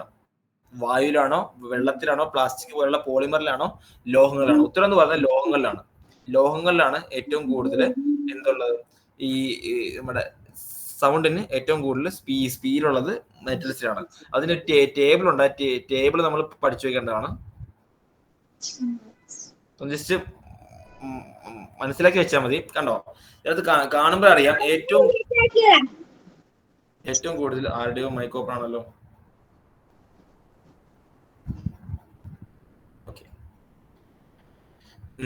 ഏറ്റവും ഈ ഒരു ടേബിൾ നോക്കുമ്പോൾ നിങ്ങൾക്ക് ഒരു ഐഡിയ കിട്ടും. ഓക്കെ, കണ്ടല്ലോ, പല പല മീഡിയങ്ങളിൽ നമ്മുടെ സൗണ്ടിന്റെ വേഗതയാണ് ഈ പറഞ്ഞേക്കുന്നത്. കണ്ട, ഇതിന് ഏറ്റവും കൂടുതൽ നമുക്ക് ഈ ടേബിൾ വെച്ചേക്കുന്നത് കാണാം. എന്താ, സോളിഡ്സിനാണ് ഏറ്റവും കൂടുതൽ സൗണ്ട് സ്പീഡിൽ ട്രാവൽ ചെയ്യാൻ പറ്റുന്നത്. പിന്നെയാണ് ലിക്വിഡ്സ്, ദ്രാവകങ്ങളിൽ. പിന്നെയാണ് ഗ്യാസ്, വാതകങ്ങളിൽ. ഇത് ഏറ്റവും കൂടുതൽ സ്പീഡിൽ ട്രാവൽ ചെയ്യാൻ പറ്റുന്നത് സോളിഡ്സിലാണ്. അതായത് aluminium, nickel, steel, iron, brass അതുപോലെയുള്ള ലോഹങ്ങളിലാണ് നമ്മുടെ സൗണ്ടിന് ഏറ്റവും കൂടുതൽ സ്പീഡുള്ളത്. ആ സ്പീഡോടെ കാണാൻ പറ്റും. കണ്ടോ, 6420 metre per second, 5800 metre per second, 4700, അങ്ങനെ എല്ലാം ഭയങ്കര ഫ്യൂ തൗസൻഡ്സിന്റെ കണക്കിലാണ് ലോഹങ്ങളിൽ സൗണ്ടിന്റെ സ്പീഡ്. ഇനി ലിക്വിഡിലേക്ക് വരുമ്പോഴേക്കും വാട്ടർ, അതുപോലെ ഡിസ്റ്റിൽഡ് വാട്ടർ, സീ വാട്ടർ, എഥനോളും പോലുള്ള ആൽക്കഹോളിൽ എന്താണ് 1000, 1500, 1200 അത്രയൊക്കെ ഉള്ളൂ സ്പീഡ്. ഇനി ഗ്യാസിലേക്ക് വരുവാണെങ്കിൽ നമ്മുടെ എയർ, ഹൈഡ്രജൻ, ഹീലിയം, ഓക്സിജൻ, അവിടെയൊക്കെ ആണെങ്കിൽ വെറും 1000 താഴെയാണ് സ്പീഡ്. ഇത് കാണുമ്പോഴേ അറിയാം. അപ്പം ഏറ്റവും കൂടുതൽ സ്പീഡ് ഉള്ളത് ലോഹങ്ങളിലാണ്. അലൂമിനിയം, നിക്കൽ, സ്റ്റീല്, അതിലാണ് ഏറ്റവും കൂടുതൽ സ്പീഡിൽ സൗണ്ടിൽ ട്രാവൽ ചെയ്യാൻ പറ്റുന്നത് ലോഹങ്ങളിലാണ്. അതാണ് ഈ ടേബിളിന്റെ ഒരു കൺക്ലൂഷൻ എന്ന് പറയുന്നത്. കാര്യം മനസ്സിലായോ? മനസ്സിലായി. ആ ടേബിളിലെ വാല്യൂസ് ഒക്കെ ഒന്ന് നോക്കി വെച്ചേക്കാൻ നിങ്ങൾക്ക് ഉപകാരപ്പെടും. സോ ഓപ്ഷൻ എ ആണ് ഉത്തരം. 16ാമത്തെ ക്വസ്റ്റ്യൻ ഉത്തരം ഓപ്ഷൻ എ ആണ്. 17ാമത്തെ question, decibel is used to measure the intensity of dash. അതായത് ഡെസിബൽ എന്ന് പറയുന്നത് എന്തിന്റെ യൂണിറ്റ് ആണ്? അതൊരു യൂണിറ്റ് ആണ്. എന്ത് അളക്കാൻ വേണ്ടിയാണ്? അത് എന്തിന്റെ ഏത് ഫിസിക്കൽ ക്വാണ്ടിറ്റിയുടെ ഇന്റൻസിറ്റി അളക്കാൻ വേണ്ടിയാണ് നമ്മൾ എന്ത് ഉപയോഗിക്കുന്നത്? ഡെസിബൽ എന്ന് പറയുന്ന യൂണിറ്റ് ഉപയോഗിക്കുന്നത്. ഉത്തരം സൗണ്ട് ആണ്. ശബ്ദത്തിന്റെ തീവ്രത അളക്കാൻ വേണ്ടി ഉപയോഗിക്കുന്ന യൂണിറ്റ് ആണ് ഡെസിബൽ എന്ന് പറയുന്നത്. സോ ഓപ്ഷൻ ഡി ആണ് ഉത്തരം. ഇനി option A, magnetic field. Magnetic field unit അറിയാമോ നിങ്ങൾക്ക്? മാഗ്നറ്റിക് ഫീൽഡ് നമ്മൾ എന്താ ഡിനോട്ട് ചെയ്യുന്നത്? ബി, ക്യാപിറ്റൽ ലെറ്റർ ബി എന്ന് പറയുന്ന ഒരു അക്ഷരമാണ്. അതിന്റെ യൂണിറ്റ് ആർക്കെങ്കിലും അറിയാവോ? SI, unit of magnetic field, ആർക്കെങ്കിലും അറിയാവോ? ഓക്കെ, അറിയത്തില്ലെങ്കിൽ എഴുതി വെച്ചേക്ക, ടെസ്ല. അതിന്റെ ഷോർട്ട് ഫോം ആണ് T. 1T, 2T, 3T, 0.5T, അങ്ങനെയാണ് നമ്മൾ മാഗ്നറ്റിക് ഫീൽഡിനെ റെപ്രസെന്റ് ചെയ്തത്. അതിന്റെ യൂണിറ്റ് ആണ് ടെസ്ല, TESLA, ടെസ്ല. പഠിച്ചു വെച്ചേക്ക കേട്ടോ. പിന്നെ ലൈറ്റ്, ഹീറ്റ് ഒക്കെ അറിയാലോ, ജൂൾ എന്നാ പറയുന്നത്. പിന്നെ ലൈറ്റിന് നമുക്ക് പല പല യൂണിറ്റ് ഉണ്ട്. കാൻഡല എന്ന് പറഞ്ഞ ലെക്സ്, അത് ലൈറ്റിന്റെ ഇന്റൻസിറ്റി, ലൈറ്റിന്റെ ലൂമിനോസിറ്റി, അങ്ങനെ ഓരോന്നിനും ഓരോ യൂണിറ്റ് ആണ്. സോ നമ്മുടെ ഈ ഹീറ്റിന്റെ ഇന്റൻസിറ്റിക്ക് നമ്മൾ ജൂൾ എന്നാണ് വിളിക്കുന്നത്, ജൂൾ. അതുപോലെ ലൈറ്റിന്റെ ഇന്റൻസിറ്റിക്ക് നമ്മൾ എന്താ ലൂമിനസ് എന്ന് പറയും, കാൻഡല എന്ന് പറയും, ലെക്സ് എന്ന് പറയും. കൂടുതലായിട്ടും ലെക്സ് എന്നാ പറയുന്നത്, LUX, ലെക്സ് എന്ന് പറയും. ഓക്കെ, സോ അതാ ഉദ്ദേശിക്കുന്നത്. 17ാമത്തെ ക്വസ്റ്റ്യൻ കഴിഞ്ഞു. അടുത്ത 18ാമത്തെ ക്വസ്റ്റ്യനിലേക്ക് പോവാണ്. അറിയാൻ മേലത്തൊക്കെ പറ്റുമെങ്കിൽ എഴുതി വെച്ചേക്കുക. ഓക്കെ, എവിടെയെങ്കിലും ജസ്റ്റ് കുറിച്ച് വെച്ചേക്കാം ആ സംഭവങ്ങളൊക്കെ. അടുത്ത എക്സ്റേ. എക്സ്റേ എന്ന് പറയുന്നത് എന്താണ്? എക്സ്റേ എന്ന് പറയുന്നത് എന്ത് ടൈപ്പ് ഓഫ് വേവ് ആണ്? ലോങ്ങിറ്റ്യൂഡൽ വേവ് ആണോ, ട്രാൻസ്വേഴ്സ് വേവ് ആണോ, ഇലക്ട്രോമാഗ്നറ്റിക് വേവ് ആണോ, ഇലാസ്റ്റിക് വേവ് ആണോ? ഓക്കെ, ഉത്തരം ഇലക്ട്രോമാഗ്നറ്റിക് വേവ് ആണ് എക്സ്റേ. അതുപോലെ X ray, gamma ray, visible light, infrared, ultraviolet, radio wave, microwave, ഇവയെല്ലാം കൂടി ചേർന്നാണ് ഇലക്ട്രോമാഗ്നറ്റിക് സ്പെക്ട്രം എന്ന് പറയുന്നത്. ഈ പറഞ്ഞ വേവുകളെല്ലാം അവയുടെ വേവ് ലെങ്തിന്റെയും ഫ്രീക്വൻസിയുടെയും അടിസ്ഥാനത്തിൽ അടുക്കിപ്പറക്കി വിൽക്കുന്ന ആ ഒരു അറേഞ്ച്മെന്റ് ആണ് ഇലക്ട്രോമാഗ്നറ്റിക് സ്പെക്ട്രം എന്ന് പറയുന്നത്. ഇലക്ട്രോമാഗ്നറ്റിക് സ്പെക്ട്രത്തിൽ എല്ലാ ഇലക്ട്രോമാഗ്നറ്റിക് വേവുകളും അടുക്കി പെറുക്കി വെച്ചിട്ടുണ്ടാകും. ഓക്കെ, അതിൽ ഒരു വേവ് ആണ് എക്സ്റേ. എന്ന് പറയുന്നത്. സോ എക്സ്റേ എന്ന് പറയുന്ന ഒരു ഇലക്ട്രോമാഗ്നറ്റിക് വേവ് ആണ്. മനസ്സിലായോ? ഇനി ലോങ്ങിറ്റ്യൂഡൽ വേവ്, ട്രാൻസ്വേഴ്സ് വേവ്, അത് അറിയാൻ വയ്യാത്തവർക്ക് ഇവിടെ ഒരു ജസ്റ്റ് ഒരു കൊച്ചു കാര്യം കൊടുത്തിട്ടുണ്ട് കണ്ടോ. ഈസി ആയിട്ട് നമ്മുടെ ലൈറ്റിന്റെ വേവ് എല്ലാം ട്രാൻസ്വേഴ്സ് വേവും നമ്മുടെ സൗണ്ടിന്റെ വേവ് എല്ലാം ലോങ്ങിറ്റ്യൂഡൽ വേവ് ആണ്. ഈ വൈബ്രേഷണൽ വേവ് ആണ് ലോങ്ങിറ്റ്യൂഡൽ. കാരണം ഇതുപോലെ വൈബ്രേഷൻ, കംപ്രഷനും എയർ ഫ്രാക്ഷനും ചേർന്നതാണ് ലോങ്ങിറ്റ്യൂഡൽ വേവ് എന്ന് പറയുന്നത്. പക്ഷെ ഇവിടെ എന്ന് പറയുമ്പോൾ ക്രസ്റ്റ്, ട്രഫ് പോലെയുള്ള ഏറ്റ കുറച്ചുകൾ ചേർന്നതാണ് ട്രാൻസ്വേഴ്സ് വേവ് എന്ന് പറയുന്നത്. ഇത് രണ്ടും കൂടി ചേർന്നതാണ് ഇലക്ട്രോ മാഗ്നറ്റിക് വേവ് എന്ന് പറയുന്നത്. ഓക്കെ, സോ ഇതാണ് സംഭവം. ഇതാണ് ലോങ്ങിറ്റ്യൂഡൽ വേവ്. ഇതാണ് basic 2 types of wave. Longitudinal wave ഉണ്ട്, ട്രാൻസ്വേഴ്സ് വേവ് ഉണ്ട്. ലോങ്ങിറ്റ്യൂഡൽ വേവിനുള്ള ഒരു കോമൺ, ഏറ്റവും ഈസിയസ്റ്റ് കോമൺ എക്സാമ്പിൾ ആണ് സൗണ്ട് വേവ്. സൗണ്ട് വേവ് ഇതുപോലെയാണ്, വൈബ്രേഷൻ പോലെയാണ് സൗണ്ട് വേവ് പോകുന്നത്. സോ ലോങ്ങിറ്റ്യൂഡൽ വേവിന്റെ എക്സാമ്പിൾ ആണ് സൗണ്ട് വേവ്. ട്രാൻസ്വേഴ്സ് വേവിന് എക്സാമ്പിൾ ആണ് ലൈറ്റ് വേവ്. ഓക്കെ, ലൈറ്റിന്റെ റേ അല്ലെങ്കിൽ ലൈറ്റിന്റെ റേഡിയേഷൻ എന്ന് പറയുന്നതാണ് ഏറ്റവും easiest example of transverse wave. Okay ആണോ? ഓക്കെ, ഇതൊക്കെ നമ്മള് എന്താ ലൈക്ക് ലൈറ്റിന്റെ അല്ലെങ്കിൽ വേവുകളെ ചോദ്യം വരുമ്പം നമ്മൾ ഒരു കാര്യം നമ്മൾ ഡിസ്കസ് ചെയ്യും. ഓക്കെ, അപ്പോ ഇതാണ് സംഭവം. അടുത്ത ക്വസ്റ്റ്യൻ, 19ാമത്തെ ക്വസ്റ്റ്യനിലേക്ക് നമ്മൾ പോവാണ്. Instrument used to study the behaviour of vibrating string. Okay, അതായത് ഒരു സ്ട്രിങ് വൈബ്രേറ്റ് ചെയ്യുന്നതിനെ പറ്റി, ആ ഒരു സ്ട്രിങ് വൈബ്രേറ്റ് ചെയ്യുമ്പോഴേക്കും അതിന് എന്തൊക്കെ വ്യത്യാസമാണ് വരുന്നത്, അല്ലെങ്കിൽ അതിന് ആ ഒരു സ്ട്രിങ് കുറച്ചുകൂടി ടെൻഷനിൽ വലിച്ചു വെക്കുമ്പോഴേക്കും അതിന്റെ വൈബ്രേഷനിൽ എന്ത് മാറ്റമാണ് വരുന്നത്, അതിന്റെ വൈബ്രേഷൻ കൂടുമോ കുറയുമോ, ഇതിനെയൊക്കെ പറ്റി, അതിന്റെ ആ സ്വഭാവത്തെ പറ്റി, ആ സ്ട്രിങ്ങിന്റെ ആ ഒരു വൈബ്രേറ്റിംഗ് സ്വഭാവത്തെ പറ്റി പഠിക്കുന്ന ആ വസ്തുവിന്റെ പേരെന്താണ്? ആ വസ്തുവിന്റെ പേരാണ് സോണോമീറ്റർ എന്ന് പറയുന്നത് കേട്ടോ. സോണോമീറ്റർ എന്നാണ് ആ വസ്തുവിന്റെ പേര്, സോണോമീറ്റർ. ഹൈഗ്രോമീറ്റർ എന്ന് പറഞ്ഞാൽ നമ്മൾക്കറിയാം ഹ്യൂമിഡിറ്റി അളക്കാൻ വേണ്ടിയാണ്. അതുപോലെ ബാരോമീറ്റർ എന്തിനാണ്? പ്രഷർ അളക്കാൻ വേണ്ടിയാണ്. ഹൈഡ്രോമീറ്റർ എന്തിനാണ്? ഏത് ലിക്വിഡിന്റെയും ഡെൻസിറ്റി അളക്കാൻ വേണ്ടിയാണ്. ഹൈഗ്രോമീറ്റർ, ബാരോമീറ്റർ, ഹൈഡ്രോമീറ്റർ, ഇപ്പൊ നിങ്ങൾക്ക് അതെല്ലാം അറിയാം. സോണോമീറ്റർ ഇതിനു വേണ്ടിയാ. ഒരു സ്ട്രെസ് ചെയ്ത് പിടിച്ചിരിക്കുന്ന ഒരു സ്ട്രിങ് നമ്മൾ വൈബ്രേറ്റ് ചെയ്യിക്കുമ്പോഴേക്കും ആ വൈബ്രേഷന്റെ പല നോഡുകൾ അല്ലെങ്കിൽ അങ്ങനെ കുറെ സംഭവങ്ങളൊക്കെ ഉണ്ട്. അതിനെ പറ്റിയൊക്കെ പഠിക്കാൻ വേണ്ടി നമ്മൾ ഉപയോഗിക്കുന്ന ഇൻസ്ട്രുമെന്റ് സോണോമീറ്റർ എന്ന് പറയുന്നത്. നമ്മുടെ +2 ഡിഗ്രി ലാബിലൊക്കെ ഉണ്ടാവും. ഇതാണ് സോണോമീറ്റർ എന്ന് പറയുന്നത്. കണ്ടോ, ഈ വലിച്ചു വെച്ചിരിക്കുന്നത് ഒരു സ്ട്രിങ് ആണ്. ഈ വലിച്ചു വെച്ചിരിക്കുന്ന ഒരു ബ്ലാക്ക് സാധനം ഒരു സ്ട്രിങ് ആണ്. അതിന്റെ അറ്റത്ത് ഒരു ലോഡ്, ഒരു 5 കിലോ 10 കിലോ 15 കിലോ നമ്മൾ ഇട്ട് വെക്കും. അത് എന്തിനാന്ന് വെച്ചാല് ആ സ്ട്രിങ് വലിഞ്ഞ് മുറുകിയിരിക്കാൻ വേണ്ടി. നിങ്ങളിൽ മിക്കവരും വയലിൻ, ഗിറ്റാർ, അതുപോലെ വീണ, ഇത്തരം മ്യൂസിക്കൽ ഇൻസ്ട്രുമെന്റ്സ് കണ്ടു കാണും. ഇത്തരം ഇൻസ്ട്രുമെന്റ്സിനെ കോമൺലി വിളിക്കുന്നത് സ്ട്രിങ് ഇൻസ്ട്രുമെന്റ്സ് ആണ്. സ്ട്രിങ് കാരണം വയലിനിലും ഗിറ്റാറിലും വീണയിലും എല്ലാം വലിച്ച് ഭയങ്കര ടെൻഷൻ കൊടുത്ത് വെച്ചേക്കുന്ന സ്ട്രിങ് ആണ് അല്ലെ. ആ സ്ട്രിങ്ങിനെ വലിച്ച് കെട്ടി വെച്ചേക്കുവാണ്. ആ വലിച്ച് കെട്ടി വെച്ചേക്കുന്നതിന്റെ അത് എത്ര ടെൻഷനിലാണോ ആ സ്ട്രിങ് കെട്ടി വെച്ചേക്കുന്നത്, അത്രയും അങ്ങനെ ആ ഓരോ ടെൻഷനിലും ആ സ്ട്രിങ് ഓരോ ടൈപ്പ് ഓഫ് ഒച്ചയായിരിക്കും ഉണ്ടാക്കുന്നത്. ഓക്കെ, അത് വയലിനും അതുപോലെ ഗിറ്റാറും വായിക്കുന്ന ആൾക്കാർക്ക് അതിനെപ്പറ്റി അറിയാം. ഓക്കെ, അപ്പൊ അത്രയും സ്ട്രെസ്സിൽ ആ സ്ട്രിങ് ഇങ്ങനെ കെട്ടി വെക്കുമ്പോഴേക്കും അതിന്റെ വൈബ്രേഷൻ ഉണ്ടാകുന്ന വ്യത്യാസം, അതാണ് നമ്മൾ ഈ കാണിക്കുന്ന സോണോമീറ്റർ വഴി നമ്മൾ കൂടുതലായിട്ടും പഠിക്കുന്നത്. സോണോമീറ്ററിൽ നിങ്ങൾ കൂടുതലായിട്ട് നമ്മൾ ഗ്രാജുവേഷനിലേക്ക് പോകുമ്പോഴാണ് നമ്മൾ കൂടുതലായിട്ട് അതിനെപ്പറ്റി പഠിക്കുന്നത് നോർമലി. അപ്പോൾ അതാണ് സംഭവം. ഓപ്ഷൻ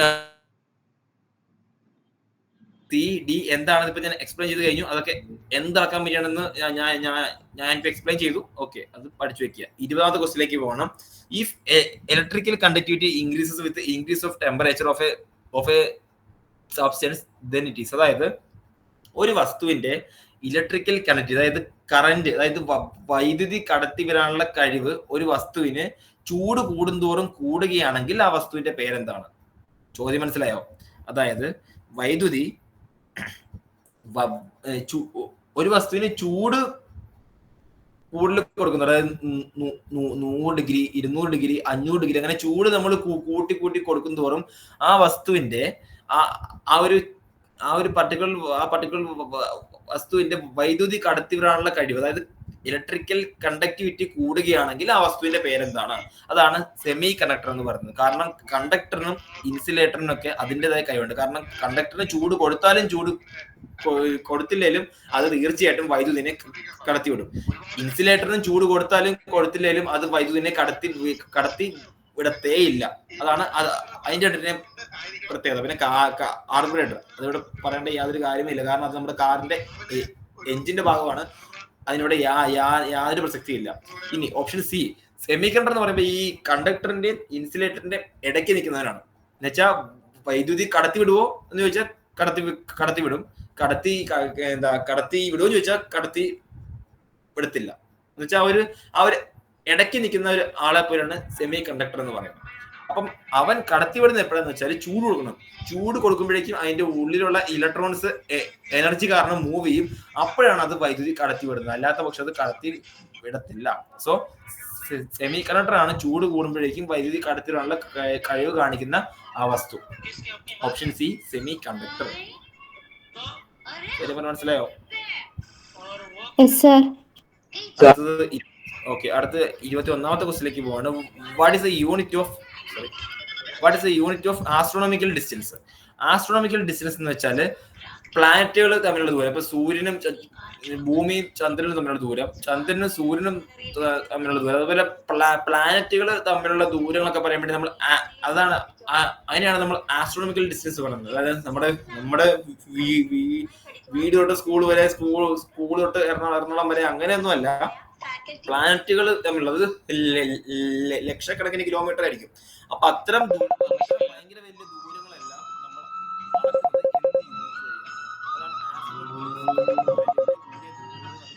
അളക്കുന്ന യൂണിറ്റ് എന്താണ്? നമ്മള് നോർമലി ഉപയോഗിക്കുന്ന നമ്മള് സെന്റിമീറ്റർ, മീറ്റർ, കിലോമീറ്റർ, മൈല് അതൊക്കെയാണോ? അല്ല, ആ യൂണിറ്റ് ആണ് ലൈറ്റ് ഇയർ എന്ന് പറയുന്നത്. ഓക്കെ, ഭൂമിയിൽ നിന്ന് ചന്ദ്രൻ വരെ ഏതാണ്ട് ഭൂമിയിൽ നിന്ന് സൂര്യൻ വരെ ഏതാണ്ട് ഇത്ര 1.8 ലൈറ്റ് ഇയർ, അത്രയൊന്നും ഇല്ലെന്ന് തോന്നുന്നു. കാരണം അങ്ങനെയൊക്കെ ഉണ്ട്. അതായത് ലൈറ്റ് ഇയർ എന്ന് പറയുമ്പോഴേക്കും ഒരു വർഷം പ്രകാശം ഇങ്ങനെ ഓപ്പൺ ആയിട്ട്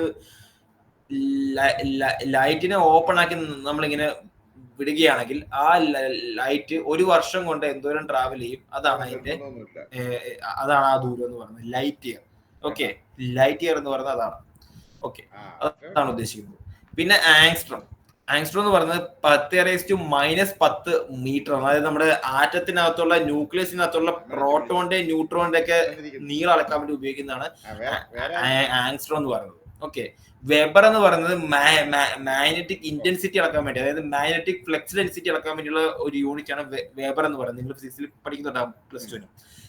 ലക്സ് എന്ന് പറയുന്നത് ഇന്റൻസിറ്റി ഓഫ് ലൈറ്റ്, അതായത് ലൂമിനോസിറ്റി, എന്തോരം തിളങ്ങിയാണ് ഒരു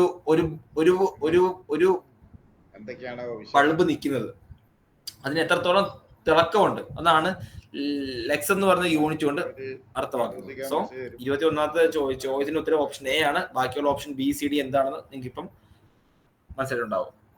ഓക്കെ ആണോ? അടുത്ത 23ാമത്തെ ക്വസ്റ്റ്യനിലേക്ക്, question number 22. A jet engine works on the principle of conservation of dash. അതായത് ജെറ്റ് എഞ്ചിൻ വർക്ക് ചെയ്യുന്നത് ഏത് പ്രിൻസിപ്പിൾ ഓഫ് കൺസർവേഷന്റെ കീഴിലാണ്? ഉത്തരം principle of conservation of linear momentum. അതായത് ഈ principle of conservation of linear momentum എന്ന് പറയുന്നത് മൊമെന്റം ഒരു പർട്ടിക്കുലർ ഇൻസിഡന്റ് നടക്കുന്നതിന് മുന്നേ ഉള്ള മൊമെന്റവും അത് കഴിഞ്ഞുള്ള മൊമെന്റവും എന്തായിരിക്കും?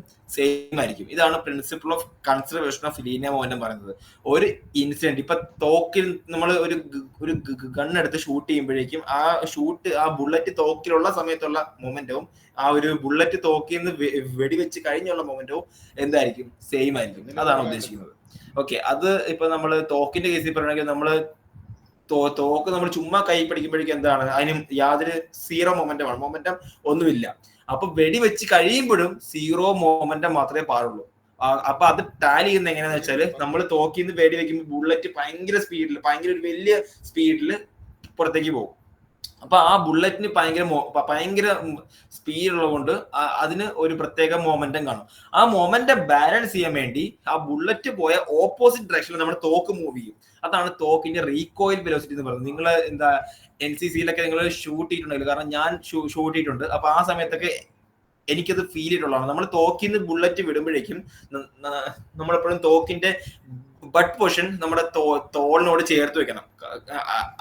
എന്താന്ന് വെച്ചാൽ ഇല്ലെങ്കിൽ നമ്മുടെ കയ്യിൽ ചുമ്മാ ഫ്രീ ആയിട്ട് തോക്ക് പിടിച്ച് ഷൂട്ട് ചെയ്യുവാണെങ്കിൽ നമ്മുടെ ആ തോക്ക് ആ ഒരു ബുള്ളറ്റ് മുന്നോട്ട് പോകുന്ന കൊടുത്തി തോക്ക് ഒരു പർട്ടിക്കുലർ സ്പീഡിൽ പുറകോട്ട് വരും. ഈ പുറകോട്ട് വന്ന് തോക്ക് നമ്മുടെ തോളിലോ നെഞ്ചിലോ കയ്യിലിരിക്കുകയാണെങ്കിൽ അവിടെ നമ്മുടെ ബോൺ വരെ പൊട്ടിപ്പോകാനുള്ള അത്രയും സ്ട്രെങ്തിലാണ് ആ തോക്ക് പുറകോട്ട് വരുന്നത്. ഇതാണ് നമ്മൾ റീകോയിൽ വെലോസിറ്റി എന്ന് പറയുന്നത്. അപ്പൊ ആ ഒരു കൺസെപ്റ്റ് ആണ് principle of conservation of linear momentum. ഒരു ജെറ്റ് എഞ്ചിന്റെ കേസിൽ ഇതാണ്. ആ ജെറ്റ് എഞ്ചിൻ ലോഞ്ച് ചെയ്യുന്നതിന് മുന്നേ എന്താണ്? ഒരു പർട്ടിക്കുലർ മൊമെന്റം കാണും. അത് സ്പീഡിൽ മൂവ് ചെയ്യുമ്പോഴും ഇതേപോലെ മൊമെന്റം സെയിം ആയിരിക്കും. ജെറ്റ് എഞ്ചിൻ എത്ര സ്പീഡിൽ മുന്നോട്ട് പോകുന്നോ അത്രയും സ്പീഡിൽ ആ ഒരു ജെറ്റ് എഞ്ചിനിൽ നിന്ന് എമിറ്റ് ചെയ്യുന്ന പുകയുണ്ടല്ലോ, ആ എമിഷൻ അത്രയും സ്പീഡിൽ പുറകോട്ട് പോകും. എങ്കിലേ അവർ തമ്മിലുള്ള മൊമെന്റം ടാലിയായി 0 ആയിട്ട് പോകുള്ളൂ. മൊമെന്റം എപ്പോഴും കൺസർവ്, അതായത് ഒരു ഇടി നടക്കുന്നതിന് മുന്നും പിന്നും മൊമെന്റം 0 ആണ്. അതൊരു യൂണിവേഴ്സൽ ലോ ആണ്, principle of conservation of linear momentum.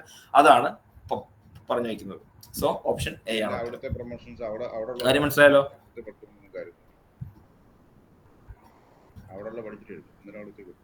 Okay അല്ലേ ഇവിടെ? അടുത്തത് 23ാമത്തെ question. The one that is a good conductor of electricity in the following list of solvent. താഴെ പറഞ്ഞിരിക്കുന്ന ഓപ്ഷനിൽ ഏറ്റവും അടിപൊളിയായിട്ട് ഇലക്ട്രിസിറ്റി കണ്ടക്ട് ചെയ്യുന്ന ആരാണ്? ഉത്തരം ഗ്രാഫൈറ്റ് ആണ്. അത് ഈ ഗ്രാഫൈറ്റ്, ഡയമണ്ട്, ഈ ബാക്കിയുള്ള ഓപ്ഷൻ സി ആൻഡ് ഡി പോട്ടെ. സി ആൻഡ് ഡി എല്ലാം എന്താ കെമിക്കൽ കോമ്പൗണ്ട്സ് ആണ്.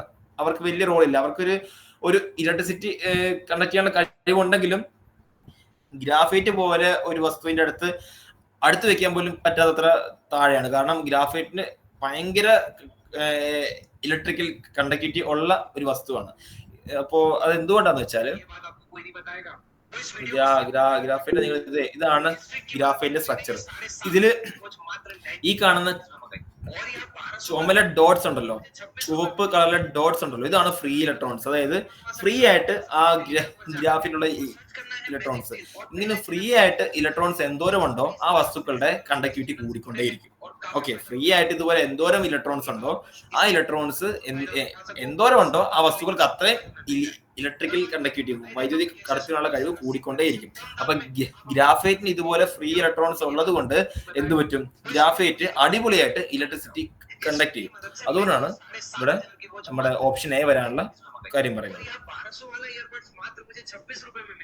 ഓക്കെ, ഓപ്ഷൻ എ വരാനുള്ള കാര്യം എന്നാണ്. ഇനി ഡയമണ്ട് ഇലക്ട്രിസിറ്റി കടത്തി വിടുകയില്ലേ? ഡയമണ്ട് ഇലക്ട്രിസിറ്റി കടത്തി വിടുകയില്ലേ? പഠിച്ചു വെക്കേണ്ട സംഭവമാണ്. ഡയമണ്ട് ഇലക്ട്രിസിറ്റി കടത്തി വിടത്തില്ല. ഇതിലൊരു കോമഡി എന്നാന്ന് വെച്ചാൽ ഓപ്ഷൻ എയും ഓപ്ഷൻ ബിയും, ഗ്രാഫൈറ്റും ഡയമണ്ടും 100% കാർബണാറ്റം മാത്രമുള്ള വസ്തുക്കളാണ്. ഗ്രാഫൈറ്റും ഡയമണ്ടും 100% കാർബണാറ്റം മാത്രം അടുക്കി വെച്ചേക്കുന്നതാണ് ഗ്രാഫൈറ്റും ഡയമണ്ടും. പക്ഷെ ഗ്രാഫൈറ്റിന്റെ ക്യാരക്ടറിന്റെ എക്സാക്ട് ഓപ്പോസിറ്റ് ആണ് ഡയമണ്ട്. ഗ്രാഫൈറ്റ് ഒരു സോഫ്റ്റ് മെറ്റീരിയൽ ആണ്. ഡയമണ്ട് ആണെങ്കിൽ ലോകത്തിൽ ഉള്ള വെച്ചിട്ടുള്ള ഏറ്റവും ഹാർഡസ്റ്റ് മെറ്റീരിയലും. അതുപോലെ ഗ്രാഫൈറ്റ് ഇലക്ട്രിസിറ്റി കടത്തിവിടും, ഡയമണ്ട് ഇലക്ട്രിസിറ്റി കടത്തിവിടത്തില്ല. അതുപോലെ ഡയമണ്ടിന് നല്ല തിളക്കമുള്ള ഒരു ഒരു പ്രോപ്പർട്ടിയാണ്. പക്ഷെ ഗ്രാഫൈറ്റ് അതിന്റെ എക്സാക്ട് ഓപ്പോസിറ്റ് ആണ്. ഓക്കെ, ഇതാണ് സംഭവം. 100% കാർബൺ ആണ് ഗ്രാഫൈറ്റിന്റെ ഡയമണ്ടിൽ. പിന്നെ എന്തുകൊണ്ട് ഇവർക്ക് ഈ രണ്ട് പ്രത്യേകത വന്നു? അത് അവരുടെ ഉള്ളിൽ കാർബൺ ആറ്റം എങ്ങനെ അടുക്കി വെച്ചേക്കുന്നു എന്നതിൽ ഉണ്ട്. ഡയമണ്ടിൽ ഒരു പ്രത്യേക സ്ട്രക്ചറിലാണ് കാർബൺ ആറ്റം അടുക്കി വെച്ചേക്കുന്നത്. ഗ്രാഫൈറ്റിൽ വേറൊരു രീതിയിലാണ്, ഷീറ്റ് പോലെയാണ് കാർബൺ ആറ്റം അടുക്കി വെച്ചേക്കുന്നത്. അതാണ് പ്രത്യേകത. കാര്യം പറഞ്ഞ മനസ്സിലായോ? അടുത്ത 24ാമത്തെ ക്വസ്റ്റിലേക്ക് പോവാണ്. Ohm's law. Ohm's law defines. Ohm's law എന്താണ് പറയുന്നത്? Ohm's law defines resistance. Ohm's law ഈ താഴെ പറഞ്ഞിരിക്കുന്ന ഏതൊക്കെ ക്വാണ്ടിറ്റിയാണ് നമ്മൾ മെയിൻ ആയിട്ട് ഡിഫൈൻ ചെയ്യുന്നത്? റെസിസ്റ്റൻസ് ആണോ, അതോ ഒൺലി കറണ്ടിനെ പറ്റി മാത്രമേ പറയുന്നുള്ളൂ, അതോ വോൾട്ടിനെ പറ്റി മാത്രമേ പറയുന്നുള്ളൂ, അതോ കറണ്ടിനെയും വോൾട്ടിനെ പറ്റി പറയുന്നുണ്ടോ? കറന്റും വോൾട്ടേജും തമ്മിലുള്ള റിലേഷനെ തന്നെയാണ് നമ്മൾ യൂണിവേഴ്സലി ഓംസ് ലോ എന്ന് പറയുന്നത്. ഓംസ് ലോ എന്ന് പറയുന്നത് തന്നെ അതാണ്. വോൾട്ടേജ് കൂടുമ്പോൾ കറന്റും കൂടും, വോൾട്ടേജ് കുറയുമ്പോൾ കറന്റും കുറയും. വോൾട്ടേജും കറന്റും ഡയറക്ട്ലി പ്രൊപ്പോർഷണൽ ആണ്, വി പ്രൊപ്പോർഷണൽ ടു ഐ. ഈ റൂൾ, ഈ ലോനെയാണ് നമ്മൾ ഓംസ് ലോ എന്ന് പറയുന്നത്. അപ്പൊ എന്താ, അവിടെ കറന്റിനെ പറ്റിയും പ്രതിപാദിക്കുന്നുണ്ട്, വോൾട്ടേജിനെ പറ്റിയും പറയുന്നുണ്ട്. So both current and voltage ആണ് ഇവിടുത്തെ കറന്റ്സ് എന്ന് പറയുന്നത്. ഓംസ് ലോ എന്ന് പറയുന്നത് തന്നെ വോൾട്ടേജും കറന്റും തമ്മിലുള്ള ബന്ധമാണ്. സോ അവർ രണ്ടുപേരും വേണ്ട അതിനകത്ത്. അതാണ് ഉദ്ദേശിക്കുന്നത്. ഓപ്ഷൻ ഡി ആണ് നമ്മുടെ ഉത്തരം എന്ന് പറയുന്നത് കേട്ടോ. അടുത്തത് 25ാമത്തെ question. The blue colour of water in the sea is due to. നമുക്കറിയാം, സീ, നമ്മുടെ കടലിൽ നിങ്ങൾ പോയിട്ടുണ്ടെങ്കിൽ എന്താ ബ്ലൂ കളറാണ്. എന്തുകൊണ്ടാണ് കടലിൽ ബ്ലൂ കളർ? നിങ്ങൾ ഇപ്പോഴും വരച്ചിട്ടുണ്ടോ ബ്ലൂ കളർ എന്തുകൊണ്ടാണ്? അതിന്റെ കാരണം സൂര്യനിൽ നിന്നുള്ള വെളിച്ചം കടലിലേക്ക് വരുവാണ്. ആ സൂര്യനിൽ നിന്ന് വരുന്ന ആ വിസിബിൾ ലൈറ്റില് എന്തൊക്കെയാണെന്ന് അറിയാമോ? വയലറ്റ് ലൈറ്റ് ഉണ്ട്, ഇൻഡിഗോ ലൈറ്റ് ഉണ്ട്, blue, green, yellow, orange light, ഇവരെല്ലാവരും ഉണ്ട്. ഓക്കെ, ഇവരെല്ലാവരും ഉണ്ട്. പക്ഷെ വാട്ടർ മോളിക്യൂൾസ് എന്ത് ചെയ്യും? അത് ഇന്ന് ബ്ലൂ മാത്രം അബ്സോർബ് ചെയ്യും. ബ്ലൂ മാത്രമേ അബ്സോർബ് ചെയ്യുള്ളൂ വാട്ടർ മോളിക്യൂൾസ്. അതുകൊണ്ടാണ് എന്ത് പറ്റുന്നത്? കാരണം ഈ കടലിൽ മൊത്തം വാട്ടർ മോളിക്യൂൾസ് ആണല്ലോ. ഈ കടലിൽ കാണുന്ന എല്ലാ വാട്ടർ മോളിക്യൂൾസും ബ്ലൂ ലൈറ്റ് മാത്രം അബ്സോർബ് ചെയ്താൽ എന്ത് പറ്റും? ബ്ലൂ മാത്രമേ കാണുകയുള്ളൂ, വേറൊരു കളറും കാണത്തില്ല. അതാണ് ഉദ്ദേശിക്കുന്നത്. അപ്പം എക്സാക്ട്ലി പറയുവാണെങ്കിൽ ബ്ലൂ കളർ ഒഴിച്ച് ബാക്കിയുള്ള കളർ വാട്ടർ മോളിക്യൂൾ അബ്സോർബ് ചെയ്യും. ബ്ലൂ കളർ രണ്ട് violet, yellow, orange, red, green, ബാക്കിയുള്ള എല്ലാ കളറും അബ്സോർബ് ചെയ്യും. ബ്ലൂ മാത്രം അബ്സോർബ് ചെയ്യത്തില്ല. അതാണ് കറക്റ്റ് എക്സ്പ്ലനേഷൻ. ബ്ലൂ മാത്രം അബ്സോർബ് ചെയ്യത്തില്ല, അതാണ് ഉദ്ദേശിക്കുന്നത്. അതുകൊണ്ടാണ് എന്ത് വരുന്നത്, നമ്മുടെ ഹോൾ ആ ഒരു വാട്ടർ മോളിക്യൂൾസ് എല്ലാം ആ ഒരു സീ മൊത്തം ബ്ലൂ കളറിൽ കാണുന്നത് അതുകൊണ്ടാണ്. ബ്ലൂ കളർ അബ്സോർബ് ചെയ്യുന്നില്ല, ബാക്കി എല്ലാ കളറും അബ്സോർബ് ചെയ്യും. ബാക്കിയുള്ള ഗ്രീൻ, റെഡ്, ഇതെല്ലാം വാട്ടർ മോളിക്യൂൾ അബ്സോർബ് ചെയ്ത് പോകും, അവിടെ ഇല്ല പിന്നെ അത്. ഓക്കെ, അപ്പൊ പിന്നെ മിച്ചമുള്ളവരാണ് നമ്മുടെ ബ്ലൂ കളർ മാത്രമേ ഉള്ളൂ. അതുകൊണ്ടാണ് ആ ബ്ലൂ കളർ പരന്ന് കാണാൻ പറ്റുന്നത്. സോ ഓപ്ഷൻ എ ആണ് ഉത്തരം. ഓക്കെ, ഓപ്ഷൻ എ ആണ് ഉത്തരം വരുന്നത്. അടുത്തത് 26ാമത്തെ ക്വസ്റ്റിലേക്ക് പോവുകയാണെങ്കിൽ, by inserting a soft iron piece to solenoid the strength of magnetic field. അതായത് മാഗ്നറ്റിക് ഫീൽഡിന് എന്ത് പറ്റുക ചെയ്യുന്നത്? ഒരു സോളിനോയിഡിന് അതിൻ്റെതായ ഒരു മാഗ്നറ്റിക് ഫീൽഡ് ഉണ്ട്. സോളിനോയിഡ് എന്ന് പറഞ്ഞ വസ്തു, സ്പ്രിങ്ങിനെയാണ് നമ്മൾ സോളിനോയിഡ് എന്ന് പറഞ്ഞത് കേട്ടോ. നിങ്ങൾ അറിയാമെങ്കിൽ സ്പ്രിങ് ഇല്ലേ, നമ്മൾ നോർമൽ സ്പ്രിങ്, ആ സ്പ്രിങ് ഇങ്ങനെ നമ്മൾ നീളത്തിൽ വെച്ചാൽ അതിനെയാണ് നമ്മൾ സോളിനോയിഡ് എന്ന് പറയുന്നത്. ഈ സ്പ്രിങ്ങിന് അതിൻ്റെതായ ഒരു മാഗ്നറ്റിക് ഫീൽഡ് ഉണ്ട്. എന്നാൽ അതിന്റെ ഉള്ളിലേക്ക് ഒരു സോഫ്റ്റ് ആയിട്ടുള്ള ഒരു ഇരുമ്പിന്റെ പീസ് വെക്കുകയാണെങ്കിൽ അതിന്റെ കാന്തിക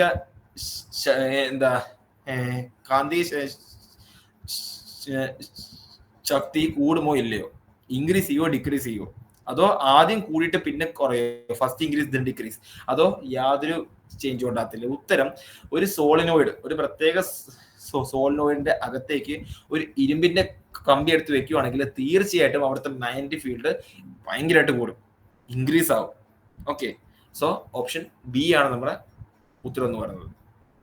ഓപ്ഷൻ ബി ആണ് ഉത്തരം. ആ ഒരു ഇരുമ്പിന്റെ പീസ് ആ സ്പ്രിങ്ങിന്റെ അകത്ത് വെക്കുന്നതുകൊണ്ട് ആ സ്പ്രിങ്ങിന്റെ മാഗ്നറ്റിക് ഫീൽഡിന്റെ സ്ട്രെങ്ത് ഭയങ്കരമായിട്ട് കൂടും, അതാണ് ഉദ്ദേശിക്കുന്നത്. അടുത്തത് 27ാമത്തെ ക്വസ്റ്റ്യൻ ആണ്. all the magnetic materials lose their magnetic properties when. അതായത് എല്ലാ മാഗ്നറ്റിക് വസ്തുക്കളും, അതായത് കാന്തിക കാന്തികത ഉള്ള എല്ലാ വസ്തുക്കൾക്കും അവരുടെ കാന്തിക ശക്തി എപ്പോഴാണ് ലൂസ് ആവുന്നത്, അവരുടെ കയ്യിൽ നിന്ന് നഷ്ടപ്പെടുന്നത് എപ്പോഴാണ്? ഉത്തരം എന്ന് പറയുന്നത് എന്താണ്? ആ ഒരു മാഗ്നറ്റിക് മെറ്റീരിയൽസ് ഹീറ്റ് ചെയ്യുമ്പോഴാണ്. അവര് ഭയങ്കരമായിട്ട് ചൂട് കൂടുമ്പോഴേക്കും, അവർക്ക് ഭയങ്കരമായിട്ട് ചൂട് സ്ട്രോങ്ലി ഹീറ്റ് ചെയ്യുവാണെങ്കിൽ അവരുടെ മാഗ്നറ്റിക് പ്രോപ്പർട്ടി തനിയെ പോകും. ഓക്കെ, അതാണ് ഉദ്ദേശിക്കുന്നത്. അല്ലാണ്ട് ഓയിൽ കൊണ്ടുപോയി മുക്കിയത് കൊണ്ടോ വാട്ടറിൽ കൊണ്ടുപോയി മുക്കിയത് കൊണ്ടോ അതോ ഒരു ഇരുമ്പ് പീസിന്റെ അടുത്ത് കൊണ്ട് വെച്ചത് കൊണ്ടോ അവരുടെ മാഗ്നറ്റിക് പ്രോപ്പർട്ടി പോകത്തില്ല. അവരുടെ മാഗ്നറ്റിക് പ്രോപ്പർട്ടി പോകണമെങ്കിൽ ആ പർട്ടിക്കുലർ മാഗ്നറ്റിനെ നിങ്ങൾ എന്ത് ചെയ്യുക? സ്ട്രോങ് ആയിട്ട് ഹീറ്റ് ചെയ്യുക. അതായത് നിങ്ങളുടെ കയ്യിൽ ഒരു കാന്തം ഉണ്ടെന്ന് വിചാരിക്കുക. കാന്തം നിങ്ങൾക്ക് അറിയാമല്ലോ, നിങ്ങൾ കണ്ടും കാണും, നിങ്ങൾ ഉപയോഗിച്ചും കാണും. നോർമൽ ആയിട്ടുള്ള ഒരു കാന്തം. ഈ കാന്തം നിങ്ങൾ ഭയങ്കരമായിട്ട് ചൂടാക്കുവാണ്. ഭയങ്കരമായിട്ട് ചൂടാക്കിയിട്ട് ആ ഒരു കാന്തത്തിന്റെ അടുത്ത് ഒരു പിന്നോ അല്ലെങ്കിൽ ഒരു ഇരുമ്പിന്റെ കഷ്ണം കൊണ്ട് വെക്കുകയാണെങ്കിൽ അത് ഒട്ടിപ്പിടിക്കത്തില്ല. കാരണം അതിന്റെ ആ സ്ട്രെങ്ത് പോയി. ചൂട് ഭയങ്കരമായിട്ട് കൊള്ളുമ്പോഴേക്കും അതിന്റെ ആ ഒരു മാഗ്നറ്റിക് പ്രോപ്പർട്ടി പോവുക ചെയ്യുന്നത്. സോ ഓപ്ഷൻ സി ആണ് ഉത്തരം. കാര്യം മനസ്സിലായോ?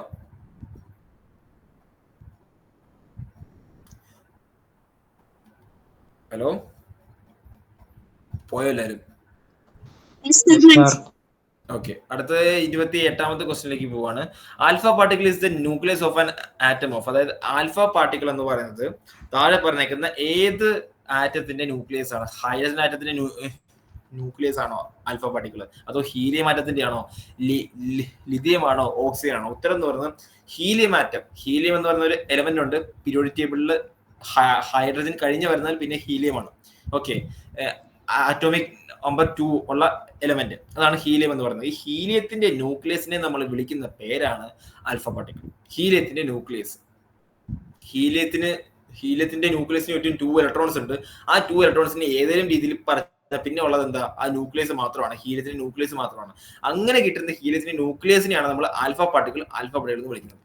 ഇത് നമ്മൾ എക്സ്പെരിമെന്റിലും അതുപോലെ എന്തിലാണ് പല ന്യൂക്ലിയർ റിയാക്ഷനിലൊക്കെ ഇഷ്ടംപോലെ ആവശ്യമുള്ള സാധനമാണ് ആൽഫ പാർട്ടിക്കിൾ. അതുപോലെ അത് ഒബ്റ്റെയിൻ ചെയ്യാനും ഭയങ്കര എളുപ്പമാണ്.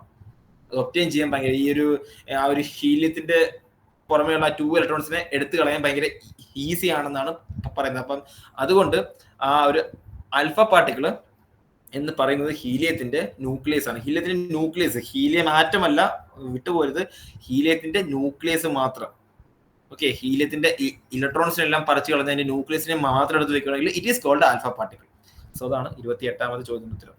29ാമത്തെ ചോദ്യം എന്താണ്? The unit of radioactivity. റേഡിയോ ആക്ടിവിറ്റിയുടെ യൂണിറ്റ് എന്താണ്? റേഡിയോ ആക്ടിവിറ്റിയുടെ യൂണിറ്റ് എന്താണ്? ആങ്സ്ട്രോം ആണോ? കാൻഡലയാണോ? ഫെർമി ആണോ? അതോ ക്യൂരിയാണോ? നമ്മുടെ ഉത്തരം നമുക്കറിയാം, ക്യൂരിയാണ്. കാരണം മേരി ക്യൂറിയാണ് ആ ഒരു റേഡിയം കണ്ടുപിടിച്ച് റേഡിയത്തിന്റെ റേഡിയോ ആക്ടിവിറ്റിയെ പറ്റി പഠിച്ച് നോബൽ പ്രൈസ് കിട്ടിയ ആളാണ് മാഡം ക്യൂറി എന്ന് പറയുന്നത്. സോ മാഡം ക്യൂരിയോടുള്ള റെസ്പെക്ട് കൊണ്ട് റേഡിയോ ആക്ടിവിറ്റിക്ക് നമ്മൾ ഇട്ടേക്കുന്ന യൂണിറ്റ് ആണ് ക്യൂറി. 1 ക്യൂറി 2 ക്യൂറി എന്ന് പറയപ്പെടും. Okay, so unit of radioactivities എന്താണ്? ക്യൂരി ആണ്. പിന്നെ ആങ്സ്ട്രോം എന്ന് പറയുന്നത് ഇതുപോലെ എന്താ 10⁻⁻10 മീറ്റർ ആണ് ആങ്സ്ട്രോം എന്ന് പറയുന്നത്. പക്ഷെ അപ്പൊ അതൊരു നീളത്തിന്റെ യൂണിറ്റ് ആണ്. വളരെ ചെറിയ ആറ്റവും ന്യൂക്ലിയസ് അല്ലെങ്കിൽ ന്യൂക്ലിയസ് എന്നുള്ള പ്രോട്ടോണും ന്യൂട്രോണും തമ്മിലുള്ള ദൂരം ഇതൊക്കെ അളക്കാൻ വേണ്ടി നമ്മൾ ആങ്സ്ട്രോം എന്ന് പറയുന്ന നീളത്തിന്റെ യൂണിറ്റ് ആണ് ഉപയോഗിക്കുന്നത്. പിന്നെ കാൻഡല എന്ന് പറയുന്നത് ലൂമിനസ് ഇന്റൻസിറ്റി. ഓക്കെ, നമ്മൾ കുറച്ചുകൂടി നമ്മുടെ ലൈറ്റിന്റെ ഇന്റൻസിറ്റി അളക്കാൻ വേണ്ടി ഉപയോഗിക്കുന്നതാണ് എന്തെന്ന് പറയുന്നത് കാൻഡല എന്ന് പറയുന്നത് അതാണ്. പിന്നെ ഉള്ളത് ഫെർമി എന്ന് പറയുന്നത് 10⁻⁻14 മീറ്റർ ആണ്. ഇതും ആങ്സ്ട്രോം പോലെ വളരെ ചെറിയ ദൂരങ്ങൾ അളക്കാൻ വേണ്ടി, അല്ലെങ്കിൽ വളരെ ചെറിയ ആ ഒരു അകലങ്ങൾ അല്ലെങ്കിൽ ആ ഒരു മെഷർമെന്റ്സ് ഒക്കെ അളക്കാൻ വേണ്ടി ആങ്സ്ട്രോം പോലെ തന്നെ ഉപയോഗിക്കുന്നതാണ് ഫെർമി എന്ന് പറയുന്നത്. ആങ്സ്ട്രോത്തെക്കാളും ചെറുതാണ് ഫെർമി. കാരണം ആങ്സ്ട്രോം എന്ന് പറയുന്നത് 10⁻⁻10 ആണ്. ഫെർമി എന്ന് പറയുന്നത് 10⁻⁻15 ആണ്. അപ്പൊ അത്രയും ചെറുതാണ് ആ സാധനം. ഓക്കെ, അത്രയും ചെറിയ അളവുകളൊക്കെ ഉപയോഗിക്കാനാണ് ഉപയോഗിക്കുന്നത്. അതായത് 1 ഫെർമി എന്ന് പറഞ്ഞാൽ ഒരു മീറ്ററിനെ നിങ്ങൾ ഒരു 10 കോടിയായിട്ട് പീസാക്കി മുറിക്കുകയാണെങ്കിൽ ഒരു പീസാണ് ഒരു ഫെർമി എന്ന് പറയുന്നത്. അത്രയും ചെറുതാണത്. ഓക്കെ, അതാണ് ഉദ്ദേശിക്കുന്നത്. സോ അത്രേ ഉള്ളൂ. 29ാമത്തെ ക്വസ്റ്റ്യൻ ഓപ്ഷൻ ഡി. അപ്പൊ തൽക്കാലം നമ്മൾ ഇത്രയും കൊണ്ട് അവസാനിപ്പിക്കുകയാണ്. നമ്മൾ 29 ക്വസ്റ്റ്യൻസ് നമ്മൾ എടുത്തു കഴിഞ്ഞു. സോ ഇത്രയാണ് നമ്മൾ എടുക്കാൻ ഉദ്ദേശിക്കുന്നത്. ഓക്കെ, ഇത്രയും കാര്യം മനസ്സിലായി എല്ലാവർക്കും? കുഴപ്പമൊന്നുമില്ല. ഓക്കെ അല്ലേ? ഓക്കെ, അപ്പൊ എല്ലാവർക്കും thank you and good night. Thank you, sir. Good night, sir. Thank you.